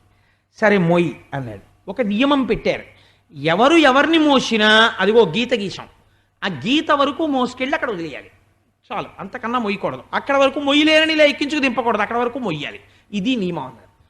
సరే అన్నాడు. ప్రలంబుడు బలరాముడిని ఎక్కించుకున్నాడు. అబ్బా పర్వతవంత ఉన్నాడేమిట్రా అనుకుంటున్నాడు. మోసము లేక వాని పెను మూపున నుండుచు ఆ హలాయుధుండా సమయంబునంక నియే హాతకరత్న కిరీట కుండలోద్భాసిత మస్తకన్ భృకుటి భాసుర దారుణ నేత్రు ఉగ్ర దంష్ట్రాసహితున్ ప్రలంబును శౌర్య విలంబు మదావలంబునన్. ఆ పరిగెడుతున్నవాడు గీత దాటి వెళ్ళిపోతున్నాడు. ఆగు ఆగు అంటున్నాడు పైన కూర్చున్న బలరాముడు. వాడు ఆగట్లేదు, వెళ్ళిపోతున్నాడు. వెళ్ళిపోతూ ఇంకా బాలుడి రూపంలో మొయ్యలేని రాక్షసుడైపోయాడు. ఒక్కసారి నల్లగా ఉన్న రాక్షసుడు, వాడి ఒంటికి పెట్టుకున్న బంగారు ఆభరణాలు, ఆయన మీద కూర్చున్న తెల్లటి బలరాముడు చూశాడు. బలరాముడు ఆగు ఆగు అంటే ఆగట్లేదు. తమ్ముడు చెప్పాడు, నిన్ను చంపడానికే వచ్చాడన్నయ్యా అని ముందే చెప్పేశాడు. కాబట్టి ఏ భయం లేకుండా బలరాముడు ఒక్క గుద్దు గుద్దాడు వాడి శిరస్సు మీద. వాడి తల బ్రద్దలైపోయి నేలబడి మరణించాడు. బలవంతుడగు ప్రలంబుడు బలిముష్టిని నిహతుడైన బ్రతికితి మనుచున్ బలసూదనాది విజులు బలుపై కురిపించిరి పూల వృష్టిన్. ఎప్పుడైతే ప్రలంబుడి యొక్క శిరస్సు బద్దలగొట్టేశాడో, నెత్తురు కారిపోతూ ప్రలంబుడు మరణించాడో, పైనుంచి దేవతలు బలరాముడి మీద పుష్పవృష్టి కురిపించినారు అని ఈ లీల పూర్తి చేశారు. కానీ ఈ లీలలో మనం తెలుసుకోవలసినటువంటి గొప్ప ఆధ్యాత్మిక రహస్యం ఒకటి ఉంది. ఏమిటో తెలుసా అండి? సాధారణంగా భగవంతుణ్ణి ఏమీ చెయ్యలేక భగవంతుని యొక్క భక్తుల్ని హింసించేటటువంటి ప్రయత్నం కొంతమందిలో ఉంటుంది. ఆయనకి ఏ పాపం ఎరగడు, ఆయన ఈశ్వరుణ్ణి నమ్మి ఉంటాడు. కాబట్టి ఈశ్వరుణ్ణి నమ్మి ఉన్నటువంటి వాళ్ళని హింస పెట్టడం, వాళ్ళని బాధ పెడుతూ ఉండడం, ఇలాంటివి ఏమవుతాయంటే భగవంతుడే వాడి యొక్క మృత్యువునకు మార్గమును తెరుస్తాడు. తెరిచి ఈ భక్తుణ్ణి ఆయనే రక్షించుకుంటాడు. బలరాముణ్ణి కృష్ణుడు రక్షించుకున్నట్టు. 2, మనం దేవాలయంలో దర్శనానికి వెడతాం. చాలామంది ఒక పొరపాటు చేస్తుంటారు. దేవాలయంలో దర్శనానికి వెళ్ళినప్పుడు ప్రధానమైనటువంటి నియమాలు కొన్ని ఉంటాయి. అవి లేకుండా చేసినటువంటి దర్శనాన్ని దర్శనం కింద లెక్కలో వేయరు. ఒకటి ఏమిటో తెలుసా అండి? దేవాలయ దర్శనానికి లోపలికి వెళ్ళగానే మొట్టమొదట చేయవలసినటువంటి పని రాజద్వారం దగ్గర వంగి నమస్కరించి లోపలికి వెళ్ళాలి. ఎందుచేత అంటే మహాభాగవతులై భగవంతుణ్ణి నమ్ముకున్న వాళ్ళు ఎవరుంటారో వాళ్ళు కోరుకుంటారు, ఈశ్వర నిన్ను దర్శించడానికి వచ్చేటటువంటి భక్తుల యొక్క పాదముల నుండి పడేటటువంటి ధూళికణములు మా శిరస్సు మీద పడాలి, అందుకని మేము మొదటి గడపలగా ఉంటామని అడుగుతారు. వారి మించి చెప్పులతో దాటితే ఉత్తర జన్మలో ఏం చేస్తారో తెలుసా అండి? దానికి ఒక్కటే శిక్ష, కాళ్ళు లేని వారిగా పుట్టిస్తారు. వాళ్ళకి గమనం ఉండదు. నేను అబద్ధం చెప్పట్లేదు, మీరు శైవాగమం చూడొచ్చు. 2, ఈశ్వరుడి ముందుకు వెళ్ళినప్పుడు ఇలా అంటే ఒక చేతిని తీసేస్తారు ఉత్తర జన్మలో, బాహువుని తీసేస్తారు, ఒక బాహువుతోనే ఉంటాడు. ఈశ్వరుడి ముందు ఇలాగే నమస్కరించాలి. 2, ఈశ్వర దర్శనానికి వెళ్ళేటప్పుడు ఎప్పుడూ కూడా పరివార దేవతల్ని వదిలిపెట్టి వెళ్ళకూడదు. ఈశ్వరుడి చుట్టూ ప్రదక్షిణ మార్గంలో పరివార దేవతలు ఉంటారు. తాను దర్శనమన్నా చెయ్యాలి, లేదా పరివార దేవతలందరి తరపున ఎవరో ఒకరి దర్శనం చేసి అందరికీ మనసులో నమస్కారం చేసి ప్రధానమూర్తి దర్శనానికి వెళ్ళాలి. అసలు అందుకే పూర్వం దేవాలయం కడితే శివాలయం అయితే నాయనారులు ఉండేవారు, 63 మంది నాయనారులు ఉండేవారు. అలాగే విష్ణువాలయం అయితే 12 ఆళ్వార్లు ఉండేవారు. ఆళ్వార్లు నాయనార్లు అంటే వాళ్ళు భగవంతుని యొక్క కృపచేత వృద్ధిలోకి వచ్చినటువంటి వాళ్ళు. ముందు వాళ్ళ దర్శనం చేసి భగవంతుడి దర్శనానికి వెడతారు. వెళ్లే ముందు ధ్వజస్తంభానికి నమస్కారం చెయ్యాలి, వేద ప్రమాణాన్ని అంగీకరించినట్టు. ఈశ్వరుడి దగ్గరికి వెళ్ళి మౌనంగా నిలబడి నమస్కారం చెయ్యాలి. ఈశ్వరుడి దగ్గర ఒకరు నిలబడి నమస్కారం చేస్తుండగా వారి పాదాలకి నమస్కారం చెయ్యకూడదు. ఎందుకంటే ఆయన పుచ్చుకున్నాడు అనుకోండి, ఆయన అపచారం చేసినట్టు అవుతుంది. ఈశ్వరుడా ఈయన పెద్ద, కాబట్టి ఆయన ఏం చెయ్యాలి? వారి తెలియక చేస్తున్నారు, ఈశ్వర ఈ నమస్కారం నువ్వు పుచ్చుకో అంటూ ఉండాలి మనసులో. కాబట్టి వారిని అలా ఇబ్బంది పెట్టకూడదు. దేవాలయంలో భగవంతుని ముందు నిలబడి ఉండగా వేరొకరికి నమస్కారం చేయవలసిన అవసరము లేదు. ఆ నమస్కారం ఈశ్వరుడికే చెందుతుంది. కాబట్టి భగవద్భక్తులను హింసించడం, భగవద్భక్తుల్ని తిరస్కరించడం, భగవంతుని పట్ల ప్రేమగా ఉన్నట్లు నటించడం పరమ ప్రమాదకరము. దానివల్ల ఈశ్వరానుగ్రహాన్ని పొందరు. అందుకే పూజ చేశారనుకోండి, ఒక మాట చెప్తారు, తద్వామభాగ స్థిత శచీ పురంధరాభ్యాం నమః. అమ్మా, ఇంద్రుడు శచీదేవితో నీ తూర్పు పక్కన కూర్చుని ఉన్నాడు. అరుంధతి వశిష్టాభ్యాం నమః, సర్వేభ్యో మహాజనేభ్యో నమః. ఇక్కడ ఎందరో పెద్దలు కూర్చున్నారు, బ్రాహ్మణులు కూర్చుని ఉన్నారు అని అక్షతలు తీసుకుని యజమాని బ్రాహ్మణుల మీద వేస్తాడు, తల మీద. అలా వేయడం ఏమిటండి? ఈయన వెయ్యొచ్చా వాళ్ళకి ఆ అక్షతలు? అంటే గౌరవంతో నమస్కారం చేశాడు. ఇంతమంది మధ్యలో ఉన్న ఈశ్వరుడు ప్రసన్నమూర్తి అయి ఉంటాడు. నమోస్తు రామాయ సలక్ష్మణాయ, లక్ష్మణునితో కూడిన రాముడు ప్రసన్నుడై ఉంటాడు. అలాగే ఓ శివ పూజ చేశారనుకోండి, ఓం ఓం ఓం ఓం నంది భృంగిరిట వీరక వీరభద్రచండీశ్వర ప్రమద ముఖ్య మహాగణేభ్య అని ఆయన చుట్టూ ఉండేటటువంటి ప్రధాన పరివార దేవతల్ని ఘంటానాదం చేస్తూ పిలుస్తారు. వాళ్ళందరికీ ముందు నమస్కారం చేసి అప్పుడు ఈశ్వరుడికి నమస్కారం చేస్తారు. అప్పుడు ఆయన ప్రసన్నుడవుతాడు. భాగవతులను, భగవంతుణ్ణి నమ్మి దేవాలయాల్లో ఉన్నటువంటి వారిని ఉపేక్షించి ఈశ్వరుడికి నమస్కరిస్తే ఈశ్వరుడు దాన్ని స్వీకరించడు. కాబట్టి బలరాముణ్ణి చంపి కృష్ణుడు చచ్చిపోతాడనుకున్న ఊహ ప్రలంబుడిది ఎంత ప్రమాదకరమో, భగవద్భక్తుల జోలికి మనం వెళ్ళగలం, వాళ్ళని ఉపేక్షించచ్చు, వాళ్ళని ప్రమాదంలోకి తీసుకెళ్ళచ్చు. భగవంతుణ్ణి ఏం చేయలేం కానీ భక్తుల్ని చేయగలం అనుకోవడం అంత అవివేకం. ఈశ్వరుడు భక్తుల్ని కంటిని రెప్ప కాపాడినట్టు కాపాడుతూనే ఉంటాడు. వారికి సర్వకాలముల యందు ఈశ్వర రక్ష ఉంటుంది. వాళ్ళ పట్ల చెనకే ప్రవర్తనతో ఉన్నవాణ్ణి ఈశ్వరుడు చెనకుతాడు. కాబట్టి భగవంతుని వలన వాళ్ళటువంటి రక్షణ పొందుతారని భాగవతులైన వారందరికీ కూడా ఒక గొప్ప అభయాన్ని ఇస్తూ ఈశ్వరుడు ప్రలంభవధ అనబడేటటువంటి ఈ లీలని చేస్తూ మనకందరికీ కూడా జీవితంలో వృద్ధిలోకి రావడానికి ఇన్ని గొప్ప విషయాల్ని ఆవిష్కరించి ఉన్నాడు. గోకులనందన గోవింద, పశుపాలక శ్రీ గోవింద,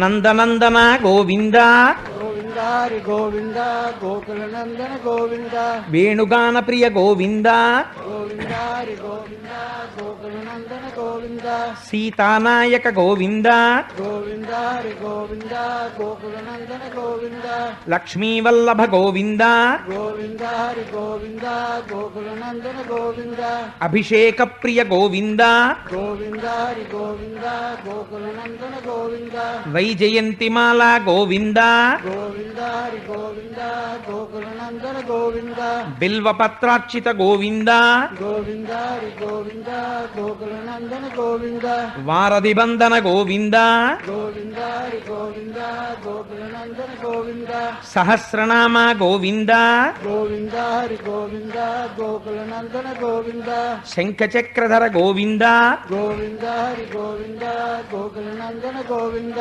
రామానుజనుత గోవింద, గోవింద హరి గోవింద, గోకులనందన గోవింద, ఆశ్రిత పక్ష గోవింద, గోవింద హరి గోవింద, గోకులనందన గోవింద, ఆనందరూప గోవింద, గోవింద హరి గోవింద, గోకులనందన గోవింద, తిరుమలవాస గోవింద, గోవింద హరి గోవింద, గోకులనందన గోవింద, శ్రీ శ్రీనివాస గోవింద, గోవింద హరి గోవింద, గోకులనందన గోవింద, శ్రీ వెంకటేశ గోవింద. గోవింద హరి గోవింద, గోకులనందన గోవింద. సర్వం శ్రీ ఉమామహేశ్వర పరబ్రహ్మార్పణమస్తు. స్వస్తి.